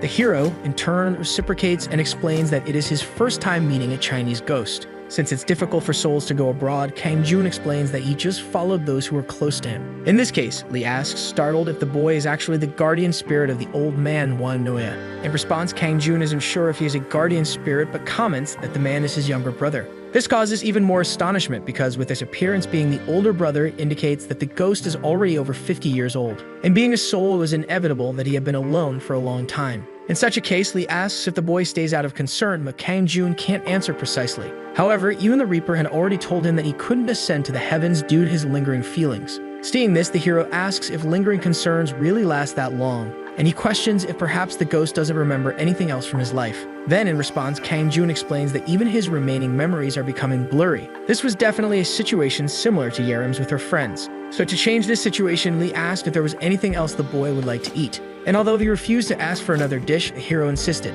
saying he wanted to prepare something that touched his feelings. Due to the insistence and pressure making him embarrassed, the ghost reveals he would like to eat noodles with egg. The memory of the Wang brothers is of noodles with egg, but the ingredients and the recipe were simpler than expected. The green onion used for seasoning is sliced thinly, and the fine noodles are lightly boiled and then strained. Inevitably, the old man smells that food and heads to the kitchen. With a nostalgic feeling, he says he misses that smell, and the hero welcomes him. Continuing, the protagonist explains that he heard the old man liked noodles, so he decided to make a simple one. This impresses Kang-jun because the cook can communicate in another language. All of this was due to the effects of the restaurant, and soon the eggs were beaten in the bowl. Then they were quickly mixed with the noodles to prevent them from cooking from the heat. It is said that eggs were very precious when Kang-jun was alive, and he couldn't even imagine having them in abundance as he does now. So he would only buy a few eggs when he earned money and would soon cook them for his younger brother. He loved it very much, even though he always ate simple noodles. However, the moment he tried it with the eggs, he said he felt as if he had become an emperor. The recipe is a bowl of noodles with egg made for Mr. Kang-jun, but is also a dish that holds the memories of Wan Noya, which makes it necessary to serve it with great respect. Soon the two sat down to eat, and the first to taste was the old man, whose eyes were shining. Other ghosts often recall some of their past stories when they eat their favorite foods, but it seems that noodles with egg may not be enough to evoke Kang-jun's memories. Anyway, the ghost asks the cook to give his brother some raw garlic. It is said that he likes to eat this meal along with a bowl of raw garlic. Without delay, the protagonist brings it to the table, which greatly surprises the old man with the cook's knowledge. The HR employee then asks about the name of the dish, which is said to be the Emperor's Noodles. However, Wang Noya explains that he was the one who invented this name because this dish was something made only between him and his brother.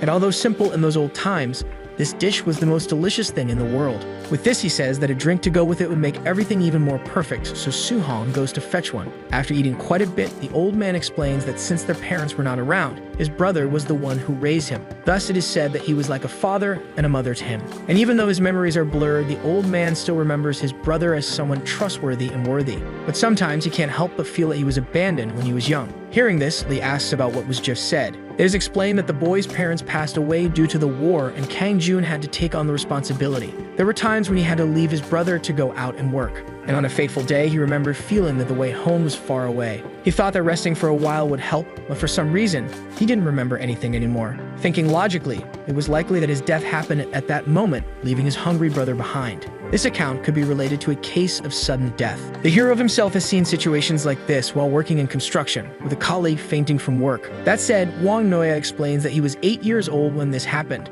and his brother did not return for more than a week. On the first day, he was worried, but after a week, the feeling turned into anger. That's because despite initially being concerned about his family members' well-being, over time, all the worry was replaced by the painful hunger that only grew. So one day, the old man decided to leave home and did everything he could to avoid starving to death. It was exhausting, and many times he thought that dying would be the best way out.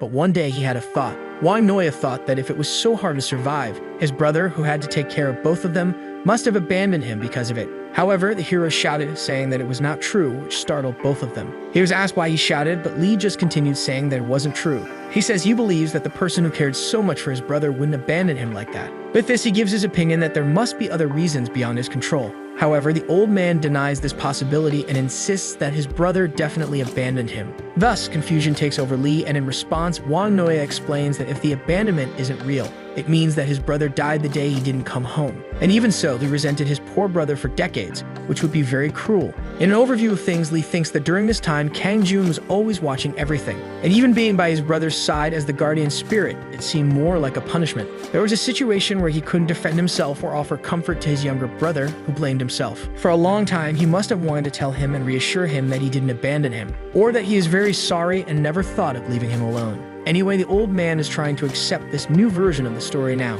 That's because the long years have revealed that being resentful of someone for decades is not so different from missing them. In the end, the fact that he can't forget the taste of these noodles with egg is proof of this. Knowing the reality and accepting it are different things, and even so, Wang Noya finally gathered the courage to accept it. With this, Lee apologized for bringing up such a heavy topic during a pleasant meal. Changing the subject, the old man recalls that his brother said they should drink all night when they became adults. In this case, the sun is still high and his brother is not there, so Lee is invited to drink. Thus, the old man repeats his invitation and asks if the cook intends to join him. Recalling the phrase about drinking, Lee believes there must be a clue about Kang Jun's lingering feelings in it. Wang Noya, in turn, comments that in the first 10 years, he was completely resentful. And in the next 10 years, his memories slowly faded until everything became just faded memories. At this moment, the old man can't even remember his brother's face. But while eating this bowl of noodles, he can at least remember the sound of his laughter. The voice of his older brother was present, telling him to eat a lot and share his portion with him. This was something that Wang Noya could definitely hear when recalling a moment.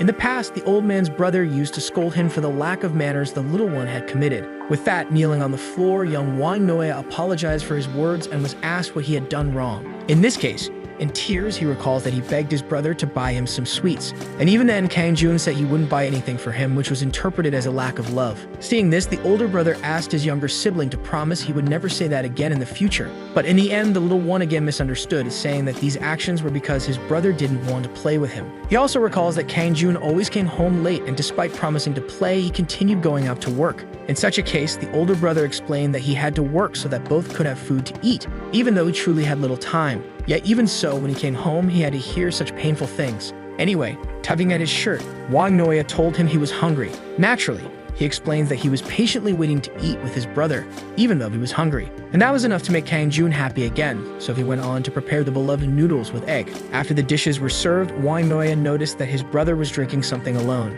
However, the older brother explained that it was something only adults could drink. But that explanation was not enough to convince a child to the point of losing interest. So Kang Jun promised that the day his younger brother became an adult, the two would drink together until dawn. And to ensure the statement wasn't just an empty, meaningless promise, Wang Noya suggested that they make a pinky promise, which they did that day. As much as the boy was both the father and an older brother to the little one, he believes he should have given him more. However, because of a few coins, he ended up making his younger brother feel lonely. It is said that the older brother always made empty promises to his brother and didn't even manage to keep a single one. In the end, he believes he was a burden to his relative his entire life, not deserving to be remembered by him. Seeing this, Lee becomes increasingly depressed and Wang Noya fills the last glass. And before drinking, the old man says he wants to make a promise to his brother who is gone. He vows that on the day they meet again, he will make him the emperor's noodles. The old man's brother was always bad at keeping his promises, so this will be one that will be fulfilled. However, at the moment the glass was handed over, the hero gave it to the ghost. It was a fact that this moment did not belong to him but to Kang Jun, as his brother had already forgiven him.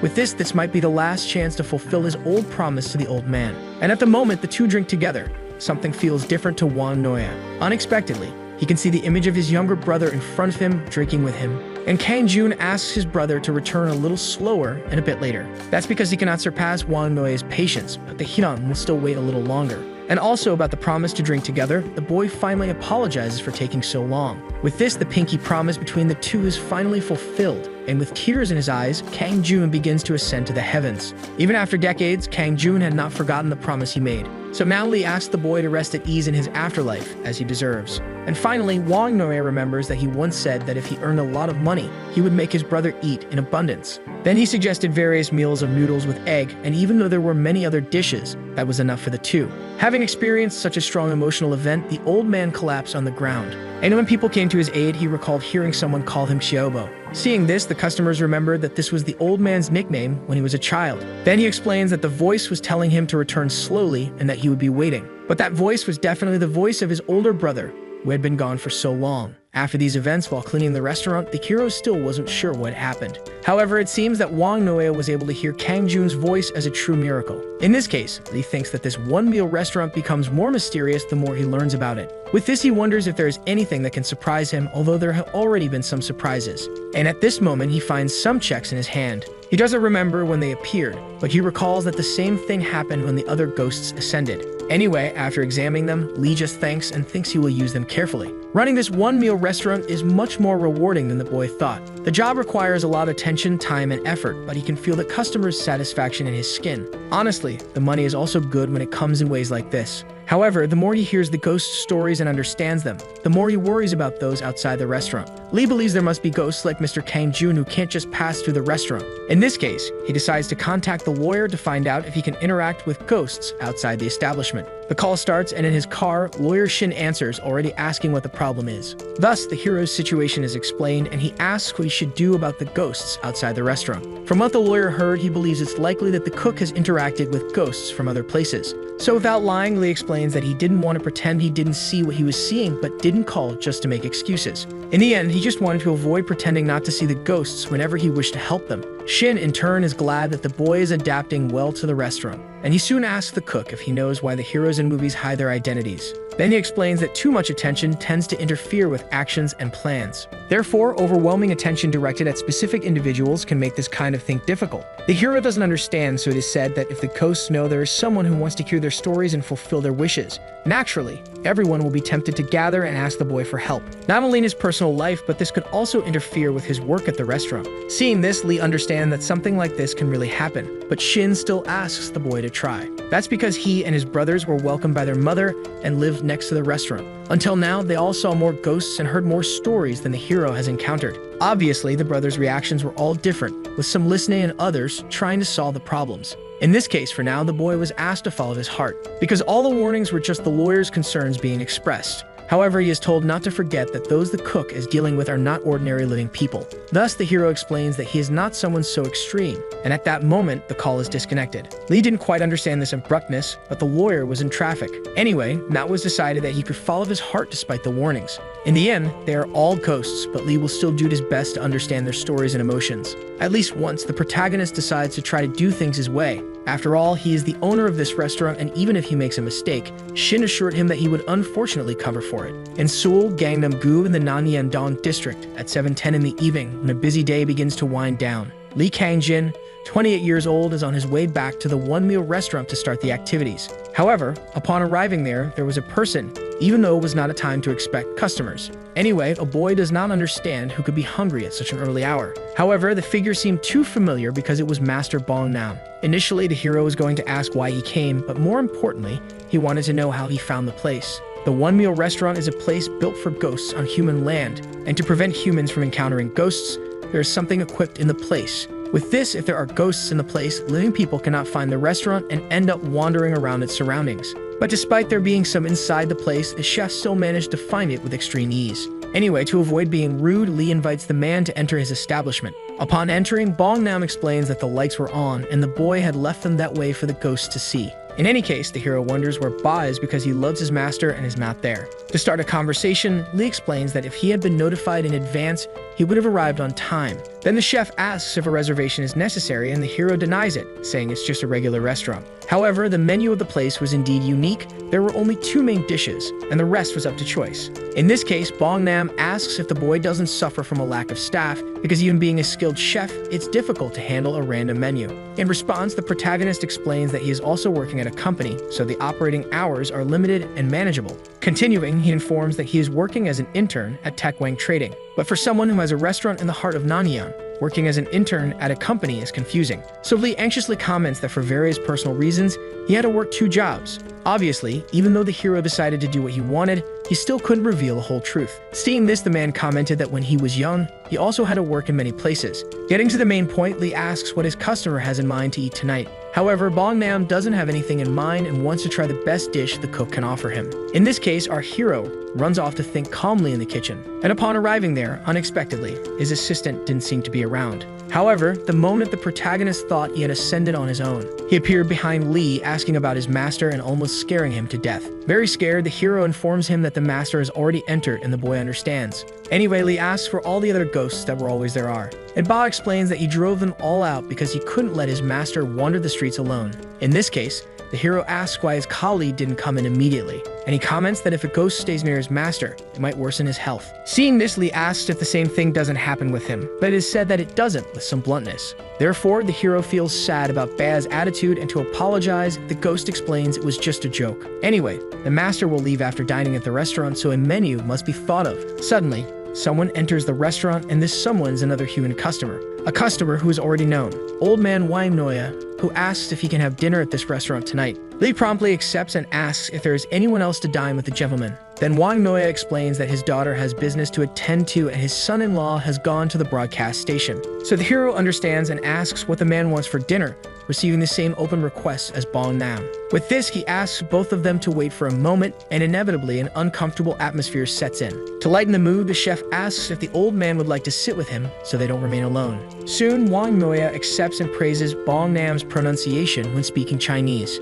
However, after the two sit together, silence again becomes their reality. From another perspective in the kitchen, the food is being prepared and the old man smells grilled tofu with perilla oil. And at this moment, the two understand that if this dish is fried, it becomes a perfect snack to accompany drinks. Back in the kitchen, Lee just thinks that tofu should be good for the master's health. Then he asks Ba to check the pan that was placed on the stove. And time passes with a delicious smell surrounding the entire restaurant area. Later, somewhere on the Korean peninsula, Kim walks through a field of white flowers. But at a certain moment, she notices the presence of a lost girl in the middle of the thicket. Without delay, she approaches the little girl and touches her back, surprising her. Fortunately, it was Urim, and after much searching, Kim finally managed to discover where she was. With a smile on her face, the girl pulled Urim by the hand to finally take her to her old friends. After a lot of work, the dish was ready, so the need now was to serve it as quickly as possible. The chosen meal was beef abalone porridge and sweet crispy tofu, made with an adult's body in mind. But the moment Lee approaches with a tray carrying the meal, a bottle is spotted on the floor. The hero almost trips but manages to dodge, and his customers are already tipsy from drinking. The chef in turn gets quite excited that the proper dishes are ready.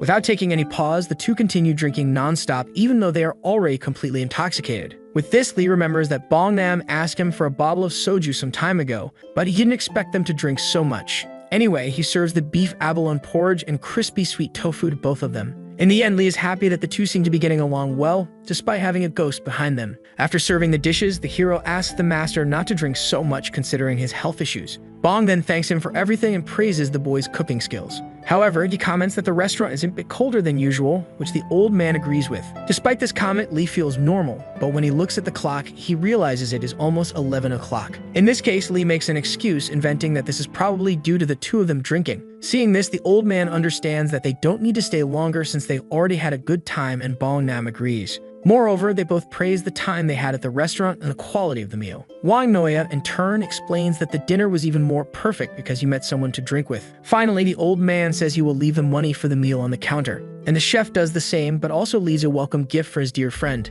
Lee tries to say that none of this is necessary, but the chef explains that the price is sometimes determined by the customer. Additionally, he says the gift is a drink produced annually at Woodamjong, and since Lee is a cook, he brought it for him to taste. As he leaves the restaurant, the chef asks if his new friend called a taxi, and the man says his son-in-law would pick him up. Lee, in turn, just says goodbye to the two, and finally, the gentlemen leave in a very pleasant atmosphere. With this, the boy is happy that the two have become so close, and Bob begins to cry at such a beautiful scene. To tease his friend, the hero asks if the blonde is jealous, and Bob denies it, leading to a playful argument between the two. After a few moments, the assistant's greatest fear started approaching the restaurant. Lee notices the change in his colleague's behavior and asks the reason for it. Then Bella explains that the ghostly maiden boss will arrive in about 2 minutes. However, it is not yet time to open, and that's why the blonde becomes increasingly confused. Anyway, since all the ingredients are prepared, Ba asks to be called after Kim leaves, and he quickly runs out of the place, leaving Lee alone to greet her. As expected, Kim arrives, but the footsteps indicate the presence of another person.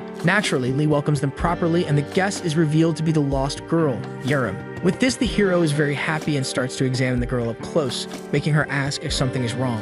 And obviously there was, because during all this time, the protagonist was extremely worried. Lee cried because all this time he thought it was his fault, and from afar, Kim disapproved of this behavior. She had told Lee to make distinctions and not give his heart to ghosts, but the girl had already given up on stopping him. 10 minutes later, after much crying, Lee brings some glasses to the table and asks how the two got together. In response, Kim explains that she brought the girl there, so Lee asks where the girl ended up. Incredibly, she replies that she ended up in North Korea. Naturally, she was also surprised because besides the abandoned house, all she could see were mountains and fields. So she was walking in the direction she thought was south, and the night before, Kim found her. Lee, in turn, asks if Kim has been looking for Yerim all this time, and she replies yes. In this case, the hero thanks her and asks to repay her for this favor in some way. Since she is a simple woman, she says she will accept gratitude in the form of a meal. Before anything else, the protagonist asks for patience as he will serve the drinks first. Yerim also hadn't eaten anything, and since Kim brought her there, she expects the cook to feed her. Obviously, Lee takes on this commitment, and to repay Kim, he thinks he can't just serve a simple soju. But fortunately, there was a drink he had received a little while ago that would be perfect for this moment.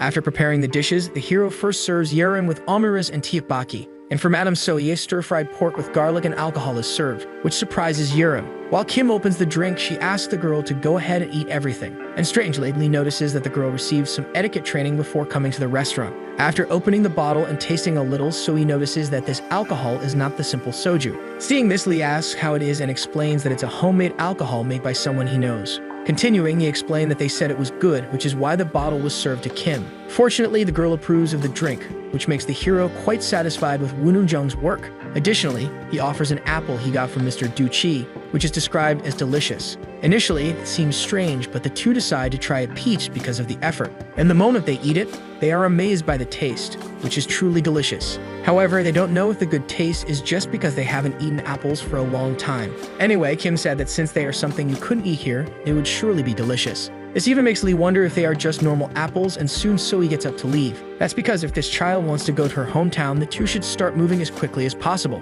Therefore, Yerim also gets up, and before leaving, she thanks Lee for cooking for her a second time. She explained that the ramen made at the retreat was great, but eating at the restaurant was even better. With this, she promises that next time she will bring her friends so that they all can enjoy it together. And with a smile, Lee says he is looking forward to that day. Finally, the farewell gives the cook a great sense of satisfaction. After the girls leave, the hero thinks about it a little and believes that young Sue will really like this. Later at the restaurant, all customers are served with attention and quality. One of them asks if the cook forgot that he ordered an egg roll, and Lee promptly goes to prepare it. Ba, however, was thoughtful about this order, and Lee brought his assistant back to reality as he was daydreaming. In response, the blonde pointed out that the restaurant was emptier than usual. However, the comment isn't initially understood since the restaurant is completely full. But among the tables, one was empty, precisely the one that belonged to Chil Hyung, who has been missing for days. After the end of the shift, Lee tried to test this by attempting to summon Choi Ho Chil from the rooftop, but no one came. In this case, Ba thinks it's relevant to suggest that the ghost might be working. Naturally, it is questioned what kind of work this would be, and the board comments that ghosts are also busy.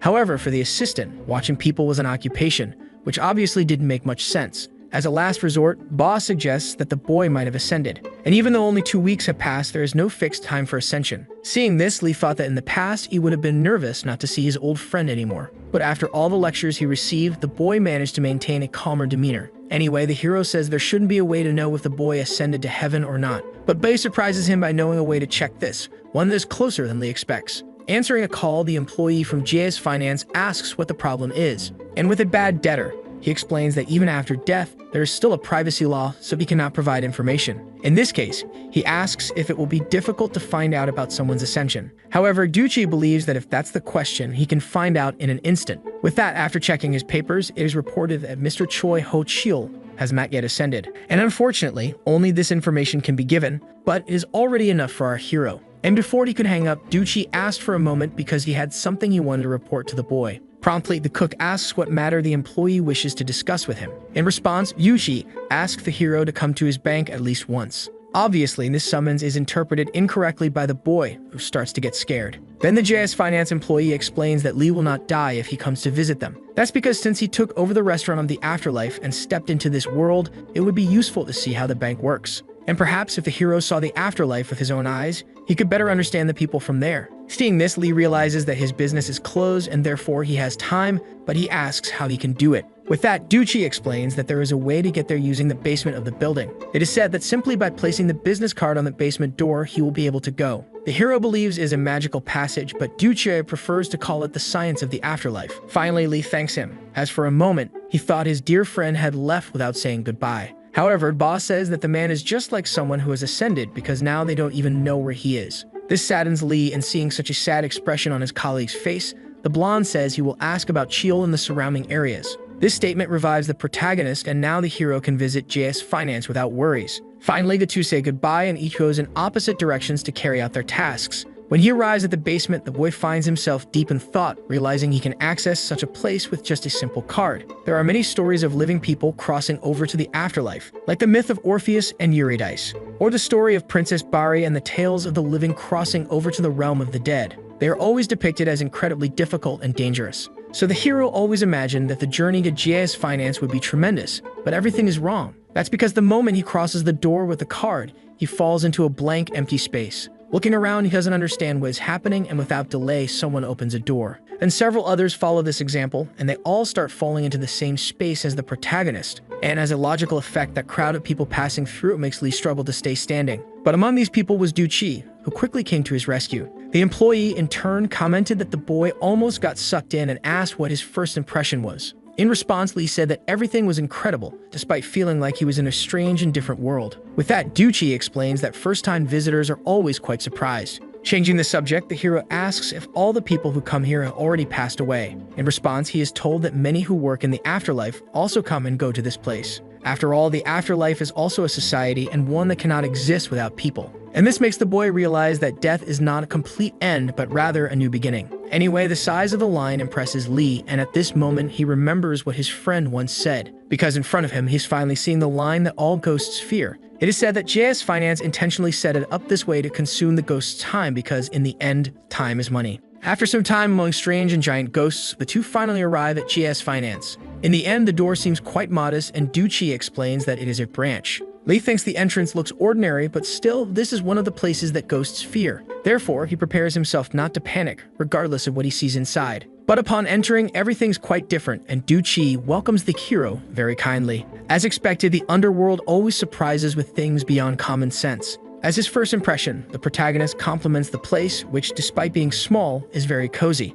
Anyway, since a very important guest is at the location, Duchi offers a cup of coffee. He explains that the hot grass from hell has a wonderful warming power, making it perfect for roasting coffee beans. And the soda is a drink made from water mixed with honey harvested from Sushin in the flower garden of the underworld. With this, the hero comments that all of this is very similar to the world above. And Duchi asks the boy to taste it before comparing the two places so quickly. So Lee drinks a bit of both and realizes that it is much tastier than he expected. Then he recalls that Duchi had something for him and asks if this was it. But what the boy was going to give was something that is generally used after death. However, since the boss is alive and has a connection to the place, Duchi decides to give him a debit card linked to the JS account. This impresses Lee, and the employee asks if the cook wants to check the balance. However, Lee decides not to check because if there's a lot of money, he might develop bad habits, and if there's none, he might get anxious. Putting all that aside, the hero has a question to ask. He then asks if it's possible to buy foods from the underworld with this card's debit. In response, Yuchai is happy that the boy likes it and explains that those things can be bought without any problems. Additionally, he mentions that there is a store in this building where customers stop by before returning to the underworld. It resembles a supermarket, or better said, a convenience store. Later, Duchi introduces the 7 best-selling products from the store selected by the Underworld magazine. In the end, it was extremely similar to the convenience stores in the world of the living, and the employee is willing to answer any questions, so Lee notices that the store sells ramen as well as lunchboxes and dried meat. However, the fact that the store sells ointments as well as kitchen knives causes a lot of confusion. And then, in response, Duchi makes an excuse, saying it's a convenience store, which doesn't make any sense. Anyway, these are the best-selling items in the underworld, and the top seller is said to be Hell's underwear. It's said to be so warm that even passing through the frozen hell, you can still get heat stroke. Next, they have the ointment that regenerates your limbs even if your arms and legs are cut off. And lastly, the third best seller is the inspection knife made from the leaves of the Hellblades. It may be hard to maintain, but it can cut a thick radish, the cutting board, and even annoying customers all at once. Duchi has heard that everyone who runs a restaurant in the afterlife has one of these. Changing the subject, the hero recalls what was said about hell, which is the place you go to after the final judgment. With that, the JS Finance employee decides to explain the situation to the newcomer. He explains that there is a separate place where sins committed in the world above are judged. To simplify, you can think of the gates and paths you go through to receive judgment as hell. Then the true hell begins after you are judged. With this in mind, Lee asks about other places like the frozen hell and the hell of blades. He is told that the freezing cold of the first makes it feel like your skin is going to fall off, and the forest of blades that strips your flesh are merely waiting rooms. And that's why various items are being developed by the ghost's survival instinct. With that, Duchi asks if the boy has already chosen everything he wants to buy. But by this point, Lee has already lost all his desire due to the terror of the place described as hell. A short time later, our hero leaves the store with a lot of purchases and is very happy. At the end of the shopping, the JS Finance employee asks how Lee feels about using his card. Then the hero explains that it feels a little strange because it doesn't feel like his money. Finally, because Duchi was very helpful with the guidance, the hero gives him an apple as thanks. But this is said to be good because it comes directly from the hell of the tongue-ripping mountain. Initially, Lee accepts the compliment, but he had no idea that this fruit came from such a place. With that, it's explained that the tongue-ripping hell is one of those managed by King Yamra, with famous ingredients. In this case, Lee asks if this is a hell where people pay for their sins through agriculture. And Duchai interprets this as a joke, because the sinners don't farm, they become the fields. This is the actor saying that, in other words, it is to judge the sin of humans and harming others with their tongues. For those who cannot pass because of their verbal sins, their tongues are stretched out and used as agricultural fields. And that's why this place is called the tongue-ripping hell. Given this explanation, it's easy to see that these apples are grown on the stretched tongues. And normally, about 100 apple trees are planted on each person's tongue. Moreover, at the beginning of the century, many people with oily tongues entered, and so the harvest has been great. Therefore, Duchi explains that no matter how many different items a person prepares for the afterlife, what's most important is to take care of them while still alive, living life in the best possible way. And after facing the cruelty of hell, Lee assures him that he will follow this advice. Changing the subject, one more thing needed to be mentioned by Duchai. He asks the hero to consume the items he bought, explaining that since they are foods from the underworld, people from above can be influenced. Like the example of Persephone, which Duchi adds, saying that unlike the living, the dead are not part of this game. Finally, Lee's stay at JS Finance comes to an end, and he says goodbye to return home. However, when he tried to open the door, it didn't respond to his command. Duchi quickly explained that a key is also needed to return to the real world. However, this key wasn't just a business card, but his own memories. It's said that if Lee thinks of any door and imagines himself entering it without being refused, it will open. This means it's a place that only the boy can access because the house is connected to the soul of the person. With this, he is asked which house Lee would like to think of. Hearing this, the hero begins to reflect on his entire life to return to his memories. Recalling all the steps he has taken so far, Lee starts to search for the place he needs to return to. And after some time, he finally comes to the conclusion about where he belongs. So inevitably, the hero returned to the restaurant, as was to be expected. It was fascinating because even though he had started working there recently, he was already familiar with this place. However, he admits he is tired after the whole trip and wonders if Young-soo has already found Ha-kyul-hyun. At that time, the protagonist didn't know many things happening around him. He believed that since his friend was a ghost, he would find the way better than he could. Innocent thoughts like Hyung not appearing because he was busy with other things were something that frequently crossed his mind. But Lee had little idea of what was truly happening, and it wasn't the time to be lost in carefree thoughts. Later in the city, among a crowd of people, a malevolent being walks without a defined direction. This is a female ghost who seems to be completely corrupted and yet continues to cry out for help. Even after wandering through the city, Boss still hasn't found where the hero's friend is. And soon he realizes that, unfortunately, another day has been lost in this search. However, just as he was about to leave, he came across the same coast as before, exuding an immense malevolent aura. After she passes by Ba with a living person, the boy wonders how someone can live with a spirit like that nearby. Without delay, he continues his way home, but from behind a wall, Hyung is found. With this, the blonde points to the ghost, very happy to have completed his mission. However, Hyung quickly approaches and covers Ba's mouth, telling him to keep quiet. Later, he hears the story and understands that his friend was following that evil man. But the blonde warns that following a living person with a haunting ghost has a negative effect on both. In any case, Hyung says this doesn't need to be reminded because he experienced it firsthand. However, the hero still doesn't know who this person being followed is, and he explains that he was worried about not seeing his friend. In response, the boy said he didn't go to the restaurant on purpose because he knew Lee would feel this way. Anyway, Hyung disappeared for days, and that was more than enough reason to be worried and upset. Seeing this, the hero asked if nothing that was happening could really be told. And the boy replied, saying it was still something he couldn't resolve. So Lee promptly offered to help with what the boy was doing, which left him startled. Our hero didn't even know what it was about, but still, he was willing to help out of consideration for his friend. However, Hyung refuses the offer of help because it's too dangerous to share the responsibility. However, after much insistence, the boy decides to tell him but explains he isn't doing it to get help. At this moment, he is not just following a suspect with a bad reputation. He's also investigating a serial murder case in the city of Cheolseon. This case was in the news for several days a few years ago, and the bodies were found. There was no evidence against the suspect. Then it is said that the one Hyung is following now is the culprit of this incident. That's because, even without evidence, the boy still knows the faces of the victims and he says he will never forget them. The victims became ghosts and stayed with that man, but now there are more ghosts than the officially announced victims. With this, seeing how the victims ended up in the afterlife due to the resentment caused, Hyung is determined not to stand still any longer. So the video ends here. If you don't want to miss the next part, activate the notification bell, and see you next time on Tob's channel.